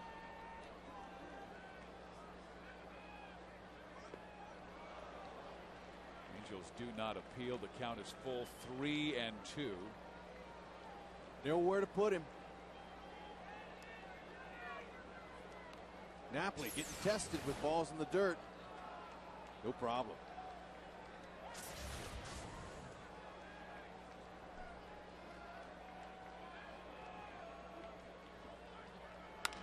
Came with the fastball up the middle. Ibar gets it to Asturis. They throw it away. 1 run scores. Another scores. And Detroit takes a 9-8 lead. Wow. That is a little bit of inexperience right there. Okay, you want to get an out. There's still nobody out. You've got to get an out. This is a little bit too off balance and not a good throw into the runner, the sliding runner. So Ibar, instead of being sure, he just tried to force something that wasn't there. More growing pains. Still nobody out.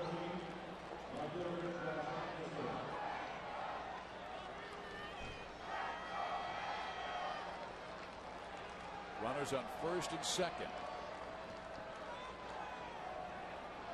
Well, the official scorekeeper gave him a hit, an error, and an RBI. Just one. And there is a swing and a miss by Josh Anderson. Strike one.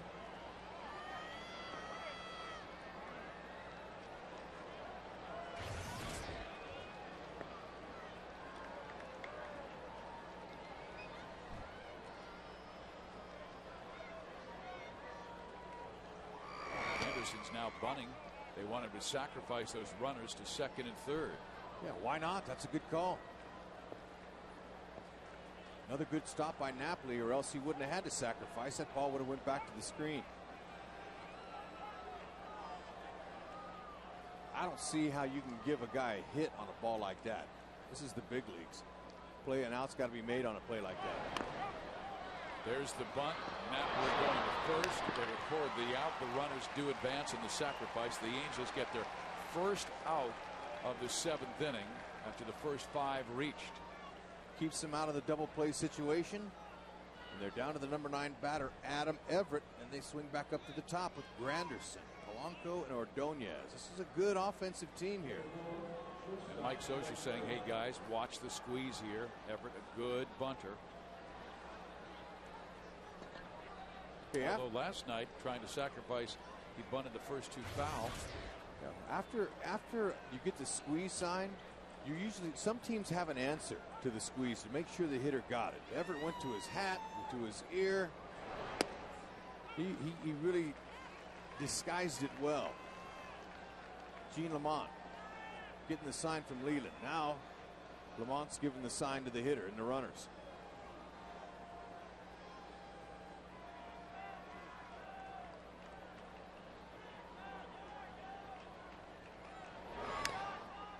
Well, he's got 2 strikes on him now.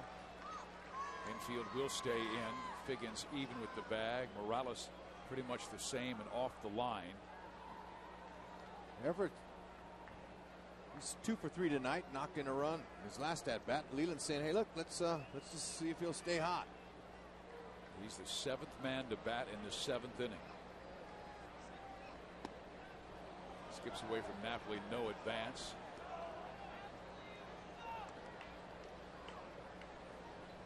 He's had trouble with that split finger. Went one in the dirt, and this one stayed way high. Could not get it down and locate it properly. Angels won last night 4-3. They have not had a clean 7th inning.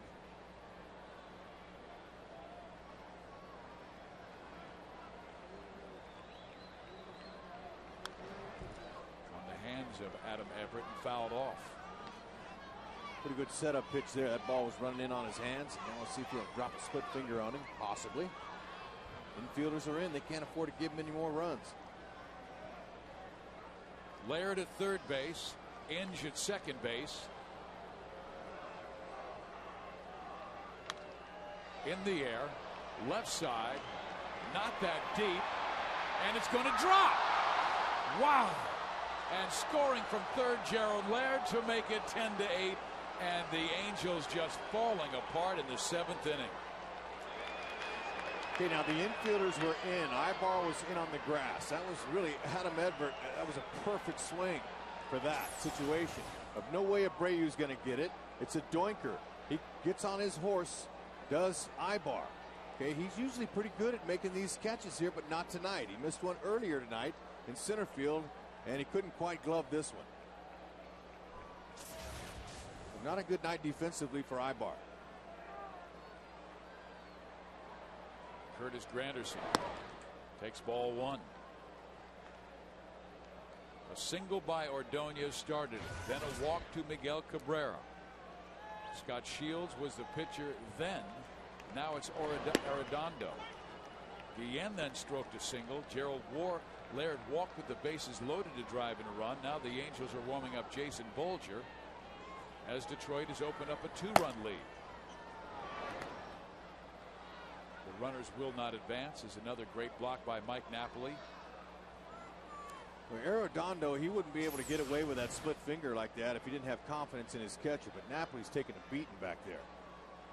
And if you can't command your off-speed pitch, then the hitter sits on that fast one and he squares it up with greater consistency. Angels bullpen has allowed 5 runs the last 2 innings. The only out recorded was on a sacrifice bunt by Josh Anderson.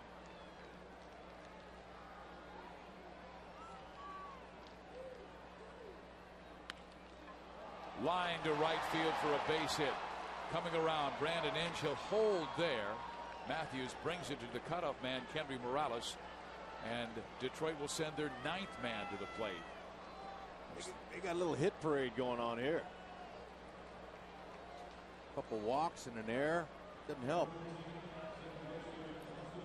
And Mike Butcher going out to visit with Jose Arredondo.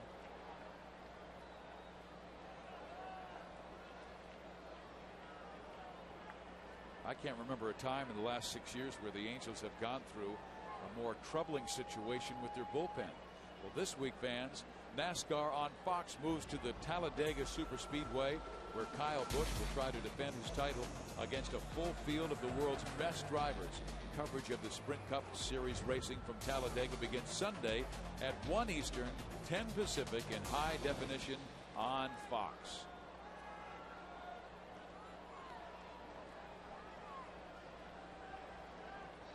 Inge at third. Everett at second base. Granderson at first, and Polanco's the batter. 9th man to hit. Angels desperately want Polanco to hit it right on the ground at an infield. Get out of this nightmarish 7th inning.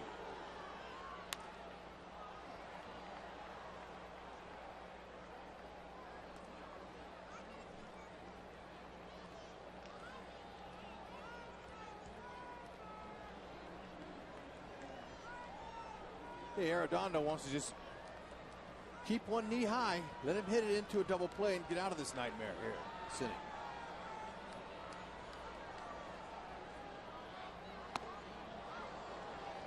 Two balls, 1 strike. This is like a bad cold. It's going around the team. It's contagious. Bullpen woes. They came in with an ERA of 7.85, the highest in the American League, and the bullpen has allowed 5 runs so far in just 2 innings. There's a grounder to Figgins. No, he won't. Safe at third. It's been that kind of an inning. Inge scores the 11th run. Wow. An infield hit.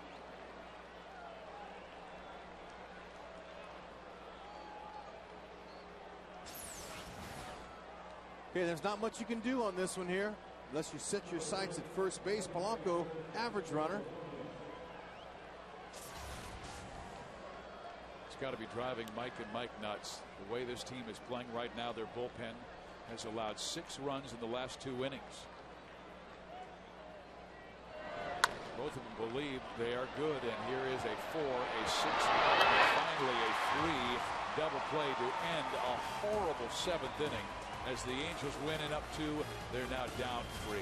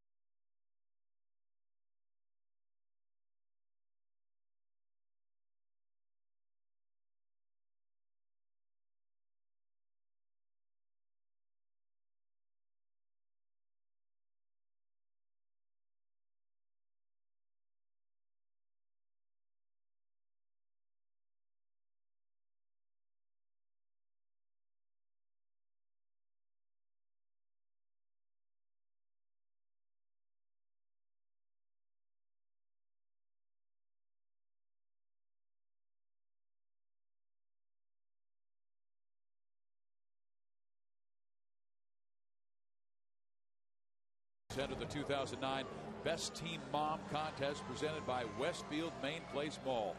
One lucky team mom will win the opportunity to throw out the first pitch for the May 10th Angels game and party suite. Enter by telling us why your team mom is #1 in 25 words or less. Deadline for entries is May 2nd, and entry forms are currently available at Angel Stadium. The new pitcher is the rookie Ryan Perry. This guy has hardly had any time in pro ball, but man, he has a good wicked fastball and a 2.45 ERA to start his major league career. That's right. The Angel batters can tune up their bats again. They got another hard thrower here. This kid Ryan Perry's going to go 94 to 99.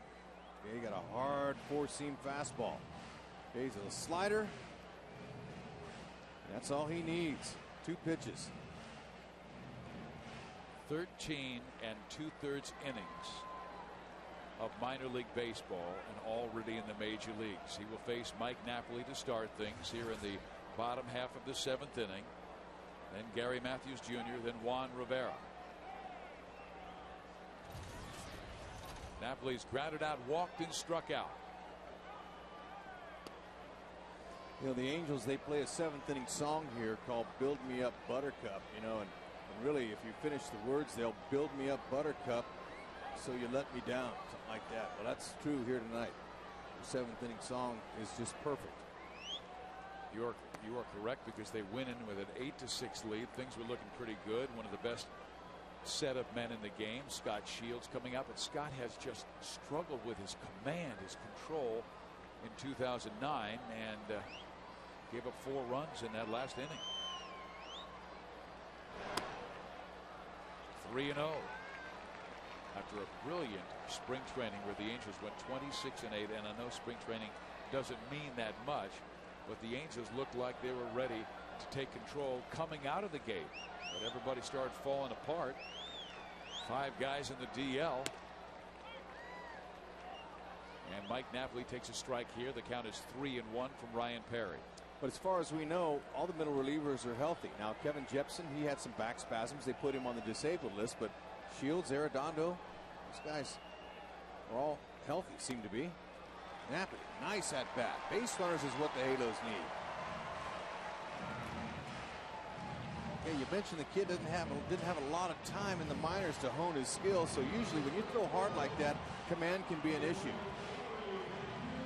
Okay, he's not really ready to pitch at this level, in my opinion, but you know he's still developing, and you would think that he would be allowed to in the minor leagues to develop a little more, but he's here now. Joel Zumaya, he's pitching, and he's one of their hard throwing relievers. He's been on the rehab stint, and it won't be much longer till he'll be back. This kid here, the Angels could take advantage of a bout of wildness from him. Gary Matthews Jr. gets a fastball, strike 1. Now Perry, just 22 years old. First round pick last June out of the University of Arizona. But a kid like this, he could throw one wild up near a guy's head and then paint the corner on the black the next pitch. That's what an inexperienced hard thrower does. Gets another strike across. So after walking Napoli on 5 pitches, comes right down the middle to Gary Matthews Jr.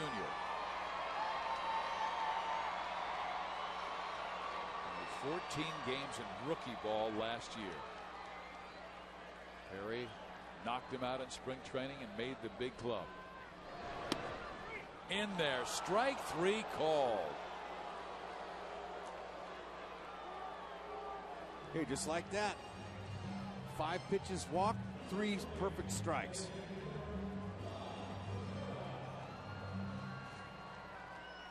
Painted the outside corner and then 2 right at the knees. I'll never forget the minor leagues. You got a lot of guys that throw harder down there than up here.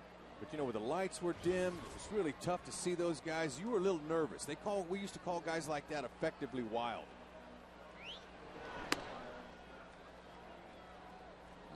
Man, he just struck out a guy, and then he throws 1 ball, and Laird says, let's go talk about this. And Perry goes, hey, it's only a 1-0 count. Come on. Yeah, there's some places like Evansville. Low lights. Guy throwing about 96. Can't see the baseball. I would imagine it's pretty tough on you guys. They say he's thrown up to 99, so he's got a pretty good arm.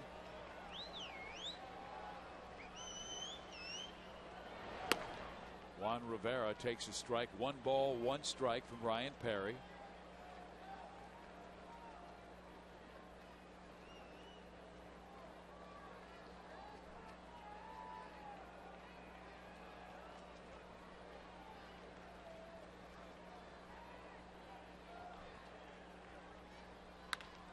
Up the middle, cut off by Adam Everett, gives it up to Polanco. They get the inning-ending double play, and Perry gets out of trouble in the 7th inning.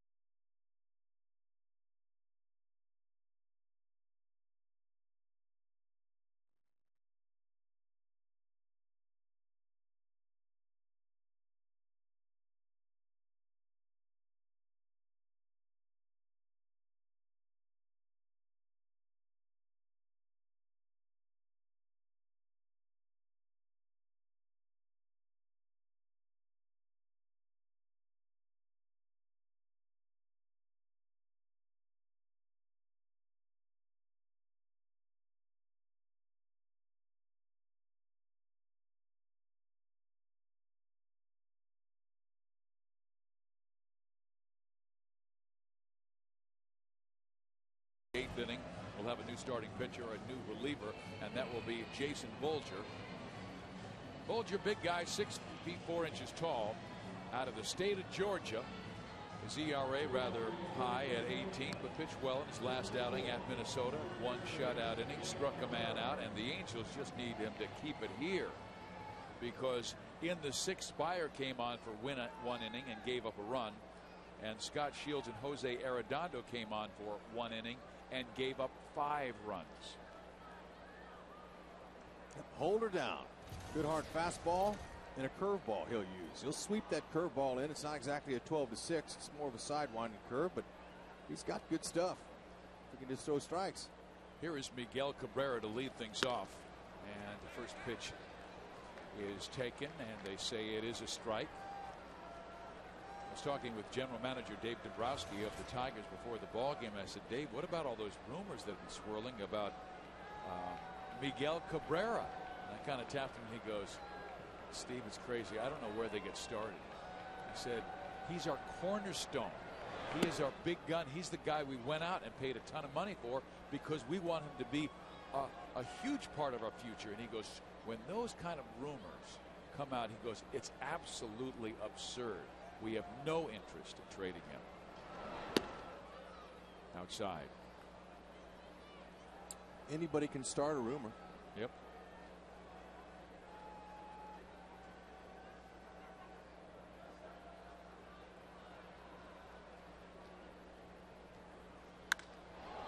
Cabrera skies it high in the air, deep to left center.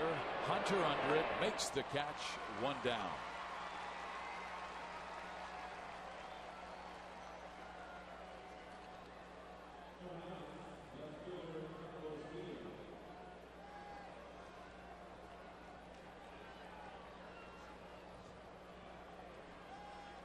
The 1 through 5 guys have worn out the Angels tonight. Granderson 3 hits, including a home run. Polanco 2 hits, 2 RBIs, run scored. Ordonez 3 hits. Cabrera has been on base 3 times, and this man Guillen has some big hits tonight, including including that last inning. He laced a base hit back up the middle that continued that rough inning for the Angels pen.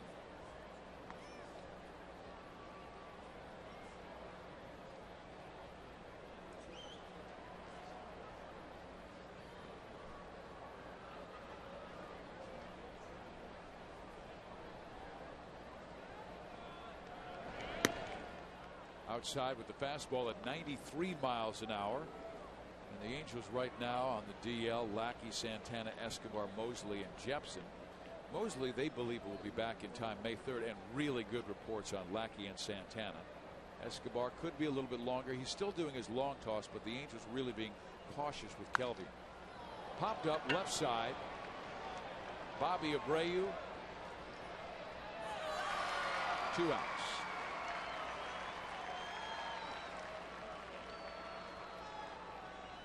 Things were looking so good for Kelvin Escobar for such a long time, but the original schedule was to have him back around the All-Star break, and Kelvin worked so hard to get back for Mike Scioscia and get back to that starting rotation.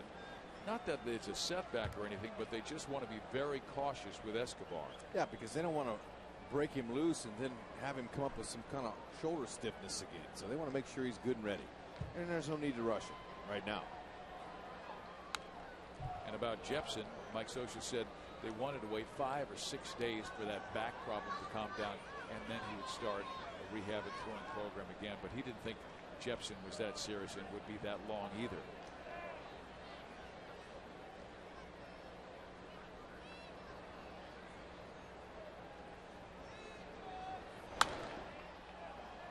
Lifted foul back and out of play, but when your main guys are struggling, and then you're asking minor leaguers to fill in those spots for, let's say, a Kevin Jepson, who proved himself last year that he was ready to take that major league step and be a good setup man in the big leagues. Well, he was pitching with some back pain.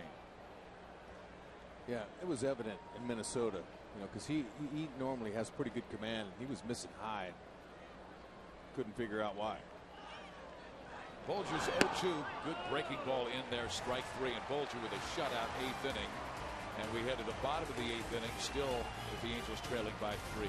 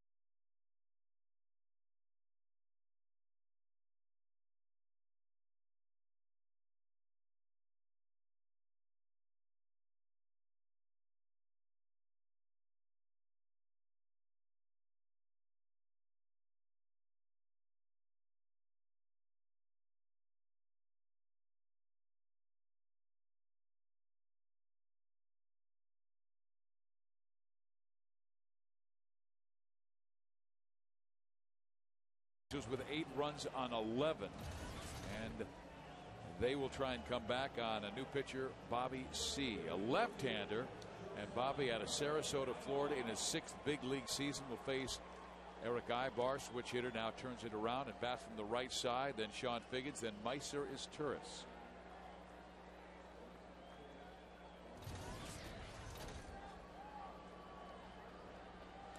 Okay, he's a left-handed setup man. Specialist, tough on lefties. He's had a pretty good start so far this year. Hasn't given up a run.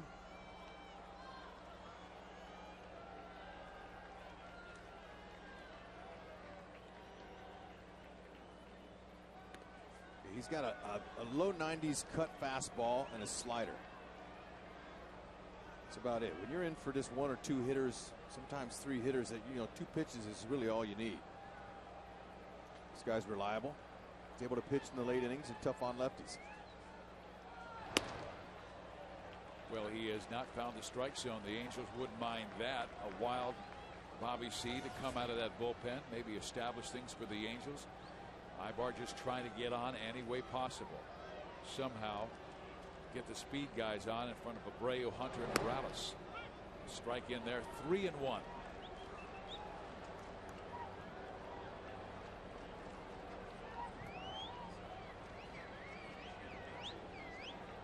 Waiting on deck, Sean Figgins.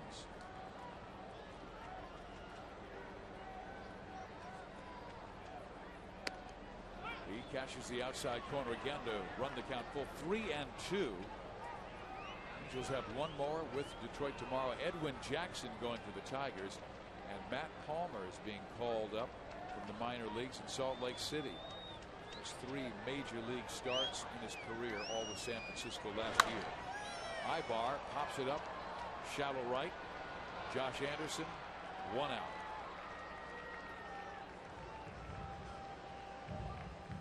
So Bobby fought back from that 3-0 count to get Ibar, who is 1 for 3 tonight. The batter will be Sean Figgins. Sean is 0 for 4 with 3 strikeouts, the first 3 against Verlander, and then he grounded out against Rincon back in the 6th inning when the Angels actually had an 8-6 lead, but they could not protect it. And tonight could be, unless the Angels come back, their 6th loss when the game was tied or the Angels were leading after the 6th inning.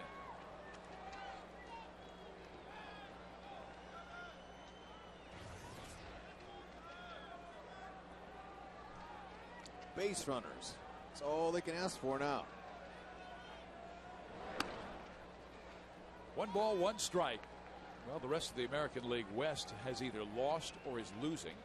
Yankees beat Oakland 9-7. Texas lost 8-7 to Toronto, and Seattle is losing to Tampa Bay 8-3, top of the 8th inning. Figgins towards right field, and Anderson has to play it on a 1-hop, and Figgy will stay at first base with a base hit. Figgy checking in with a knock. Had 3 punch outs and a ground out, and now base hit.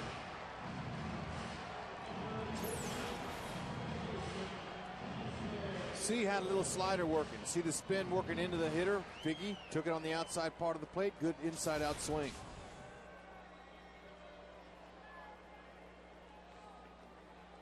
Meister Asturis batting from the right side for the first time. He's 3 for 4 with a pair of doubles and a single. Boston stays hot. They beat Minnesota 10-1. The Red Sox have won 6 straight games. White Sox beat Baltimore 8-2. Kansas City shut out Cleveland 2-0. Brian Bannister called up from the minor leagues, pitched a gem for the Royals.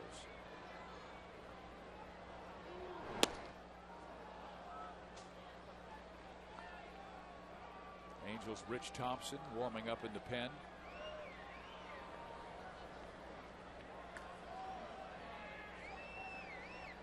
Second game of that doubleheader with Boston and Minnesota, and the Red Sox won that one 7-3. So they've won 7 straight ball games. Asturis slaps it foul, backing out of play. So the Red Sox now 9-6, trying to gain ground on Toronto, who is 11-5.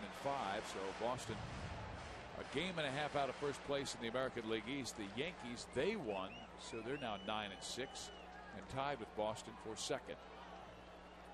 They'll be meeting this weekend. Yanks and Red Sox on Fox. Hey, you won't see Chin Ming Wong on the mound for the Yankees. They're going to skip his start against the Red Sox. He's had a tough opening.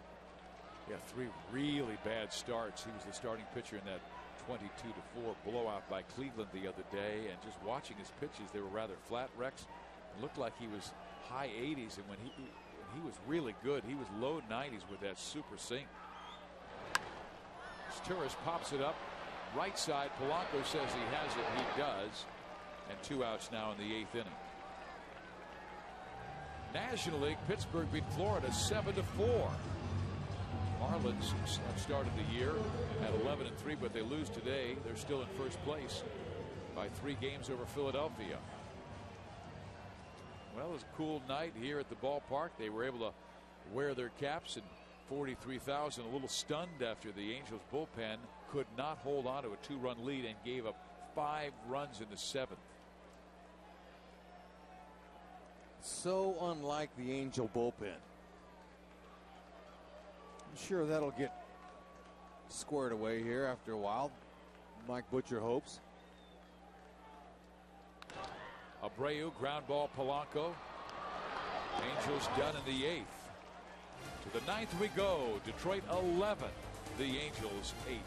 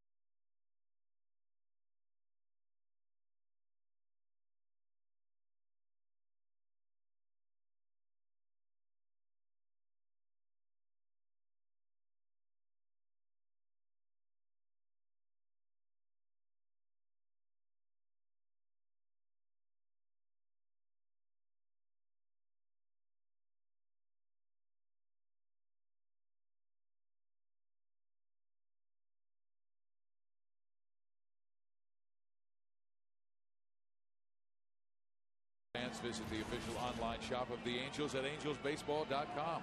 Browse the largest selection of authentic team gear, including clubhouse caps, t-shirts, jerseys, collectibles, and more. Get your gear straight from the source. Visit the angelsbaseball.com shop today. Steve Physiok with Rex Hudler. Game 2 of this 3-game series with the Angels and Tigers. Angels won last night 4-3 after being swept in Minnesota, but tonight looked like they might be able to knock off Detroit and take the first 2, but the Angels pen suffered trouble in the 6th and 7th and gave up 6 runs. New pitcher Rich Thompson. He comes on to face hitters 7, 8, and 9. That means Inge, Anderson, Everett. Ball 1.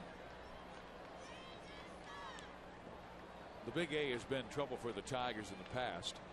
They are 26th and 8 are the Angels of the Big A against Detroit since 2002. And you go back to 1996, 13 years, and the Angels are 52 and 16 against Detroit. Now, certainly the Tigers have had some really bad years, but they've also had some really good ones, like a few seasons ago with Verlander. They went to the World Series, lost to Detroit.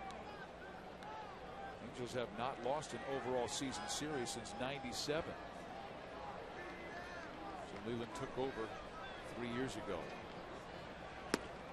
Hey, Thompson, he's got a good fastball, overhand curveball. He throws it for strikes. He can be effective.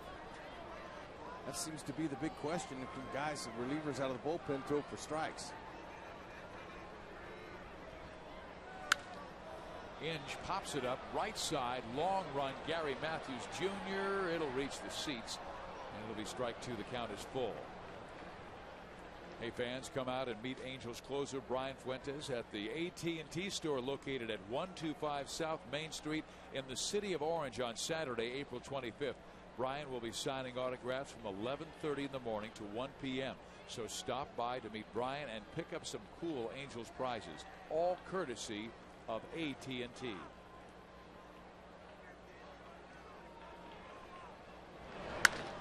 In the air, center field, deep. Hunter way back.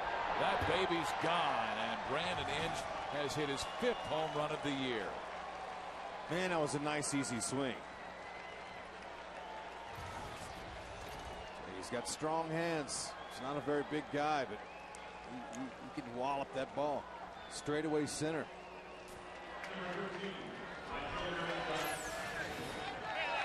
Okay, Rich Thompson coming right down the middle. Like I said, easy swing. Hit it well. Torrey Hunter, whenever he slows up like that, he knows that that ball's got no chance to be caught. 12-8, a 4-run lead for Detroit. Batters Josh Anderson. Tigers with 2 in the first, 2 in the third, 1 in the 5th, 1 in the 6th, and 5 in the 7th. Now 1 in the 9th. They have been pressuring the Angels throughout. Angels scored 3 times in the first, 1 in the second, and 3 in the 5th, 1 in the 6th. Had an 8-6 lead going to the 7th. Did not hold.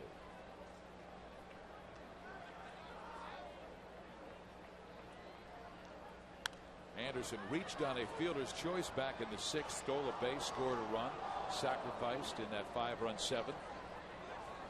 Fernando Rodney, he's starting to warm up in that Detroit pen.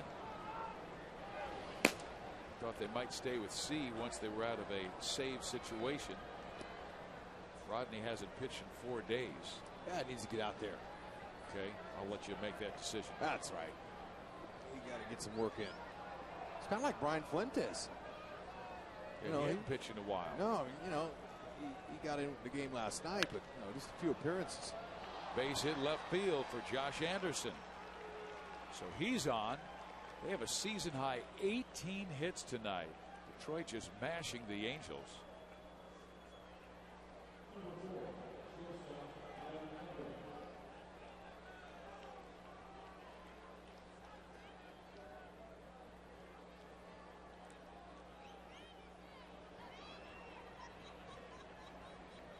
Rich, native of Hornsby, Australia, one of 25 Australian natives to appear in the major leagues, and the third with the Angels. We remember infielder Trent Durrington, infielder Craig Shipley. Thompson's been up before, back with the Halos, and upstairs with a fastball that misses to Adam Everett. Again tomorrow night, it'll be Edwin Jackson for Detroit against Matt Palmer, just called up from the minor leagues after the ball game. That will be a decision, but they announced it because the Angels had to announce a starting pitcher and let everybody know who's going to start tomorrow. It will be Matt Palmer. Spent the last few seasons in the San Francisco Giants organization. Has a good arm. Yeah, lively fastball, and led the PCL in strikeouts last year. He's got 4 nice pitches. He's got a good arm, like you said. If he can just command the ball a little bit, keep her down, maybe he can go 5. Close play at first base, but diving back is Josh Anderson.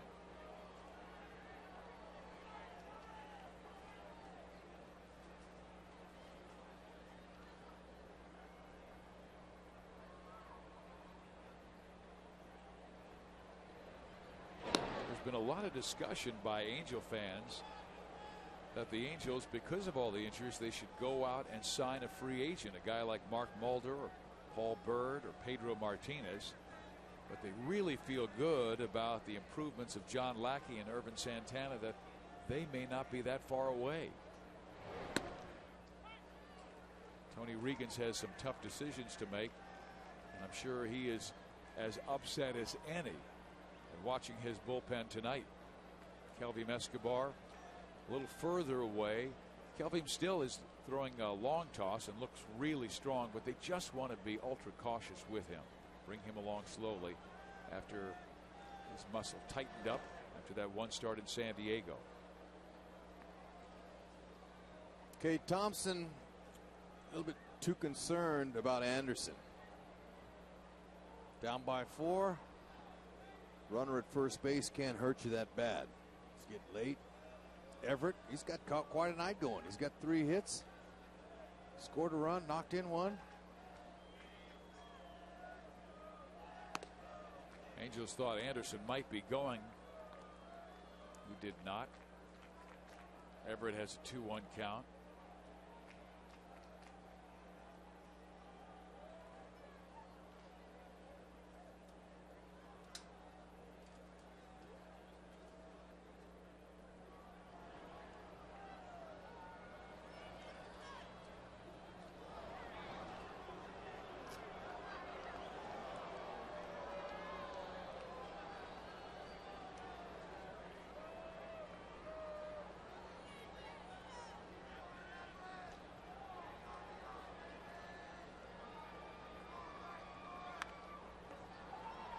Thompson will go to first.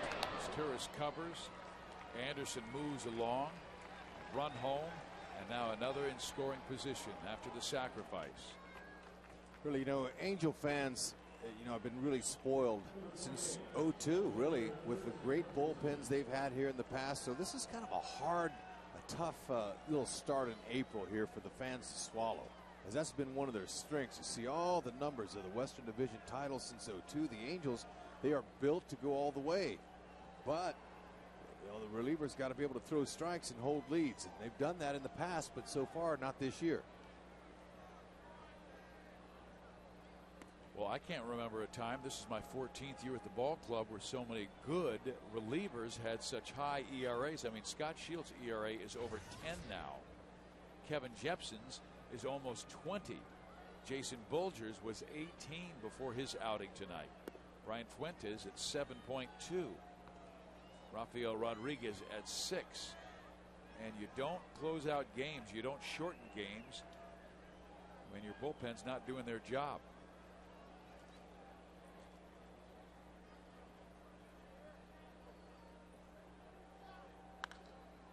Popped up left side. Let's see if it'll stay in the yard. Figgins over, reaches in, can't make the play. Sparky Anderson managed 26 years in the major leagues and won 3 world championships, went to the World Series 5 times, and he told me, he said he found out late in life that the 2 most important things are good friends and a good bullpen. And you know what? He was absolutely right. Well, sure. The way the game has been cut down now to a 7-inning start, which is a quality start, even after 6 innings and 3 runs or less, it's a bullpen game now.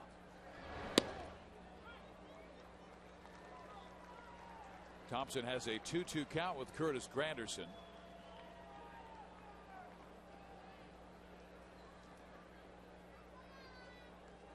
Granderson, a heck of a game. 3 hits, a walk, a sacrifice. He's already had a terrific series as he belted 2 home runs yesterday. And he chases a breaking ball and strikes out. That's a good breaking ball there. Out of the hitting zone.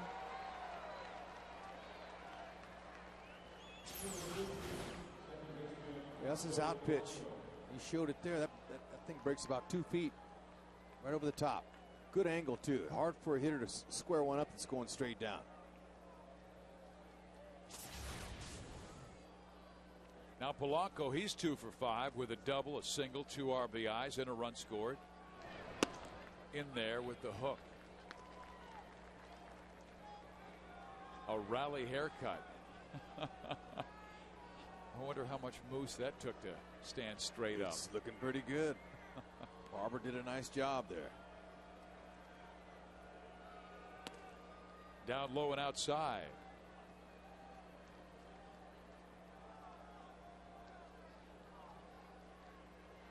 There's the dad. Hey, like father, like son.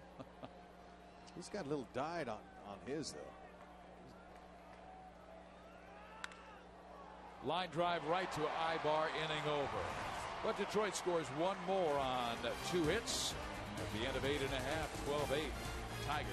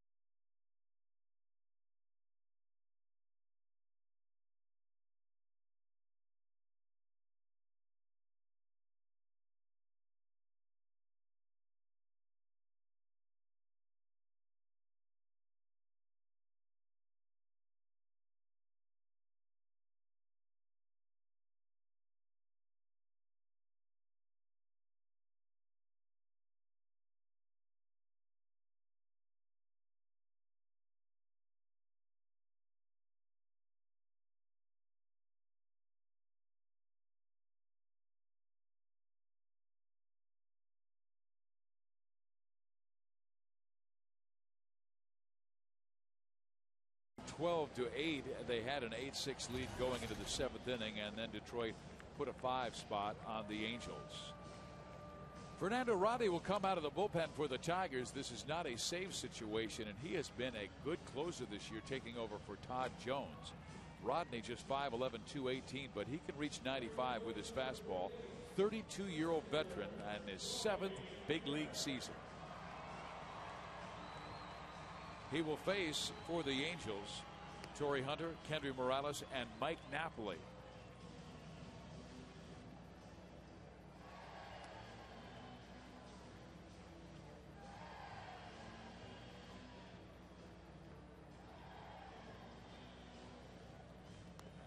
So Fernando Rodney will try and close this game out. We've got one more with the Tigers tomorrow. It will be Edwin Jackson for Detroit. Matt Palmer called up from Salt Lake to make the start. The Angels had to come up with some kind of starter for both Thursday and Saturday with all the injuries they've suffered at that position.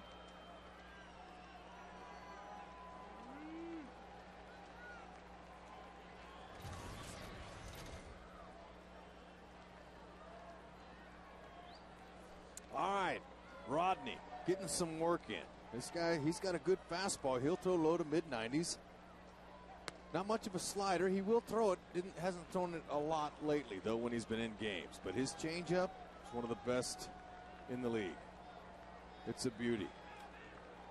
He can throw it any time. It's very deceptive. Very good arm slot, nice arm speed, but, man, comes off 10, 50 miles an hour shorter. Everett has a glance off his glove. It will go as a base hit because Everett had to go a long way to get the ball in that hole, and Hunter runs very well. Satori picks up his 3rd hit of the game. He's been on base 4 times, 3 hits, a walk, and also an out made back in inning number 1. Angels picking up their 13th hit of the game. And reminder, stayed with us after the ball game. We'll be discussing this contest on Angels Live with Billy McDonald and Mark Gubizar.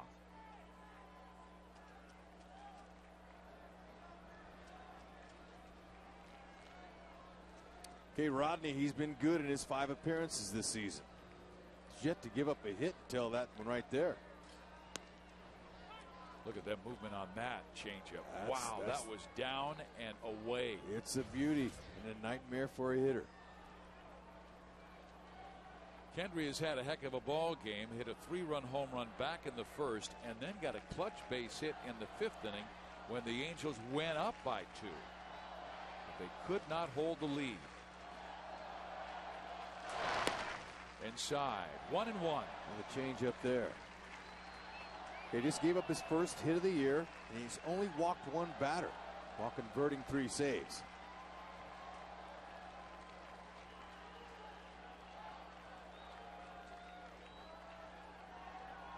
Okay, he's shortened up his delivery. He's made some big improvements. He used to be a little bit wild with his mechanics. He was a guy that kind of had some arms and legs, but this year he's kind of really modified it. He's shortened it up a little bit. He's throwing with a little more consistency.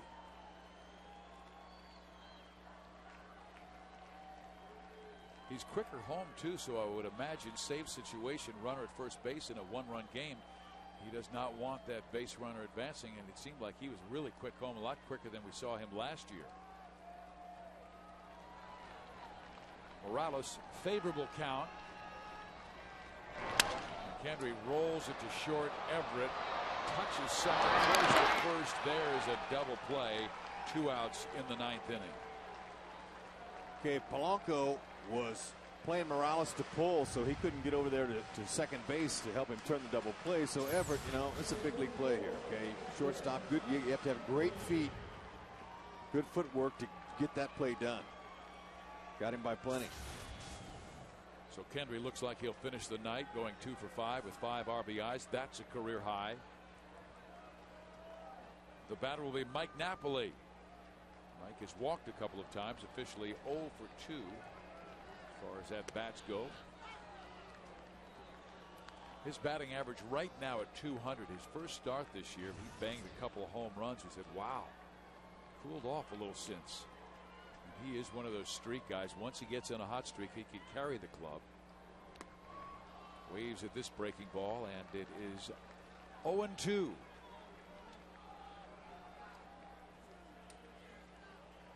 Angels rallied last night from a 2-run deficit. Tonight they could not hold a 2-run lead.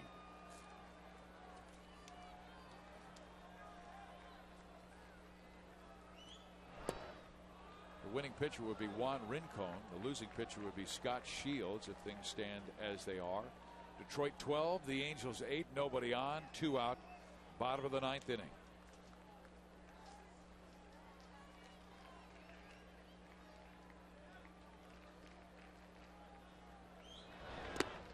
Low. 2 balls and 2 strikes.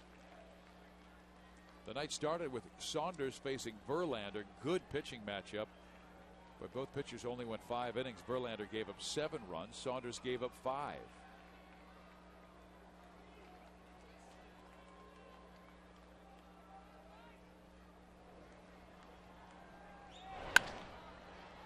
That's past Inge into left field, so Mike Napoli has his first hit of the game. A couple walks to go with that. Job by Napoli.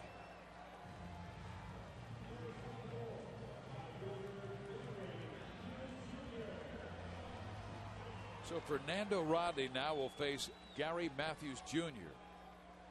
Gary 1 for 4 tonight. Base hit his first time up, scored a run, popped up, grounded into a 1-6-3 double play, and struck out looking last time up.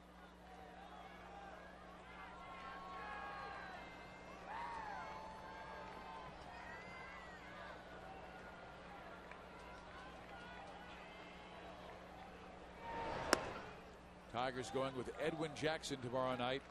Matt Palmer will make his first start as an Angel. Been down at Salt Lake. Coming up tomorrow. Okay, Edwin Jackson, he's going to be a tough customer. He's having a good year so far, so it's not going to get any easier. Kid's really matured a lot. 21 innings pitched, just giving up 12 hits, 6 runs, 13 strikeouts. Opponents average 164 off of him. Yeah, at one time he was the plum in the Dodgers organization, then went to Tampa Bay, found success, extreme success last year, helping them to get to the World Series, and then they traded him for Matt Joyce. And Matt Joyce, a very promising outfielder. Jackson, a big part of their starting rotation. Matthews to center field, and Gary gets a base hit, so the Angels with 2 on, 2 out here in the 9th, and 3 hits off Fernando Rodney. Well, the Angels trying to piece it together. A couple more hits for Matthews tonight. That's good. That'll help him get that batting average up a little bit and the confidence to go with it. Okay, they're not exactly pounding Rodney, but that's a high fastball. Got in on his hands a little bit. He jammed it out there and flared it over Everett's head. So the Angels need 1 more base runner to bring the tying run to the plate. Rodney trying to protect a 4-run lead.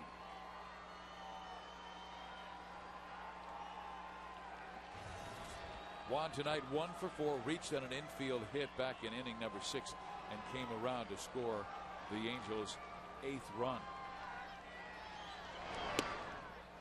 Changeup danced, looking like it was going to be outside, and just came back over the outside corner for strike 1.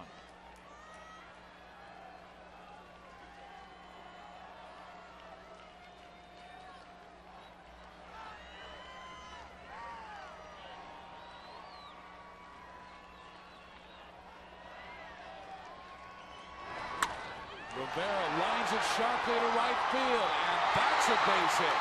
In comes Napoli. Matthews being sent home. He will score. The Angels within 2. Man, too bad for that double play ball earlier. The Angels would really be in business. Nice stroke there by Juan Rivera. Took a little slice on a good fastball right down the right field line. Good piece of hit. That's a hard heater there. Mid-90s. Just took his hands and threw it to the ball. Anderson, pretty good play off the wall there for that being the first time he's ever done that. That wall can be tricky. Just ask Vladimir. Well, the Angels will have the tying run at the plate in Eric Ibar. Ibar hit 3 home runs in spring training. Doesn't have one yet in 2009. He'll face the right-hander batting from the left side. Has more power from this side of the plate. Rodney had not allowed a run this year in 5 games. Has given up 2 so far in the 9th inning.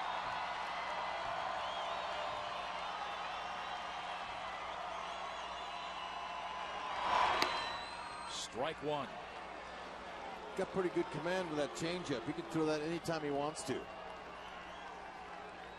Excellent pitch.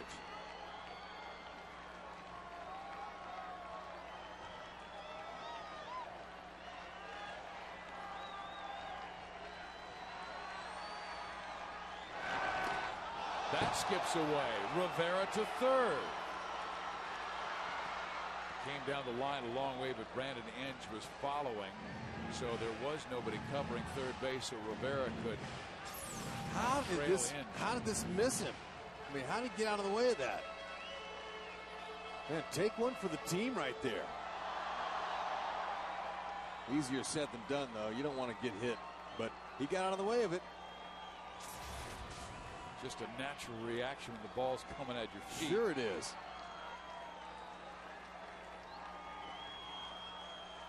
Everett turned a big double play earlier against Morales. Missing inside. 2 balls and 1 strike. And the guy who's been money, Sean Figgins, then Meiser is Turris. Figgins got a base hit his last time up. Both have been pretty good in their career with runners in scoring position, but first things first, and it's Ibar with 2 out. Eric punches it down the right side, foul. You can see how that changeup fooled Ibar, had him way out front.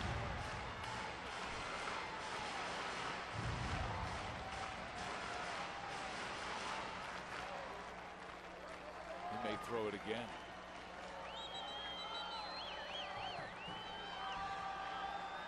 Staying alive. Little two-strike approach here. He's trying to doink one in. Eric fights it off. And after that changeup, he comes back in there with that 94-mile-an-hour fastball. Looks like 100.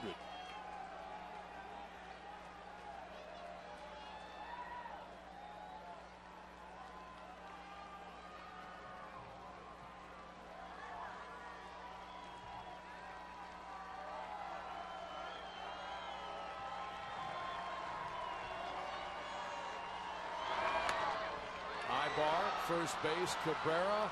This ends it. Angels lose the ball game 12-10, and it was a bitter defeat for the Angels after they led 8-6, but their bullpen then gave up 6 runs in innings 6 and 7, and the Halos now fall to 5 and 9 on the year.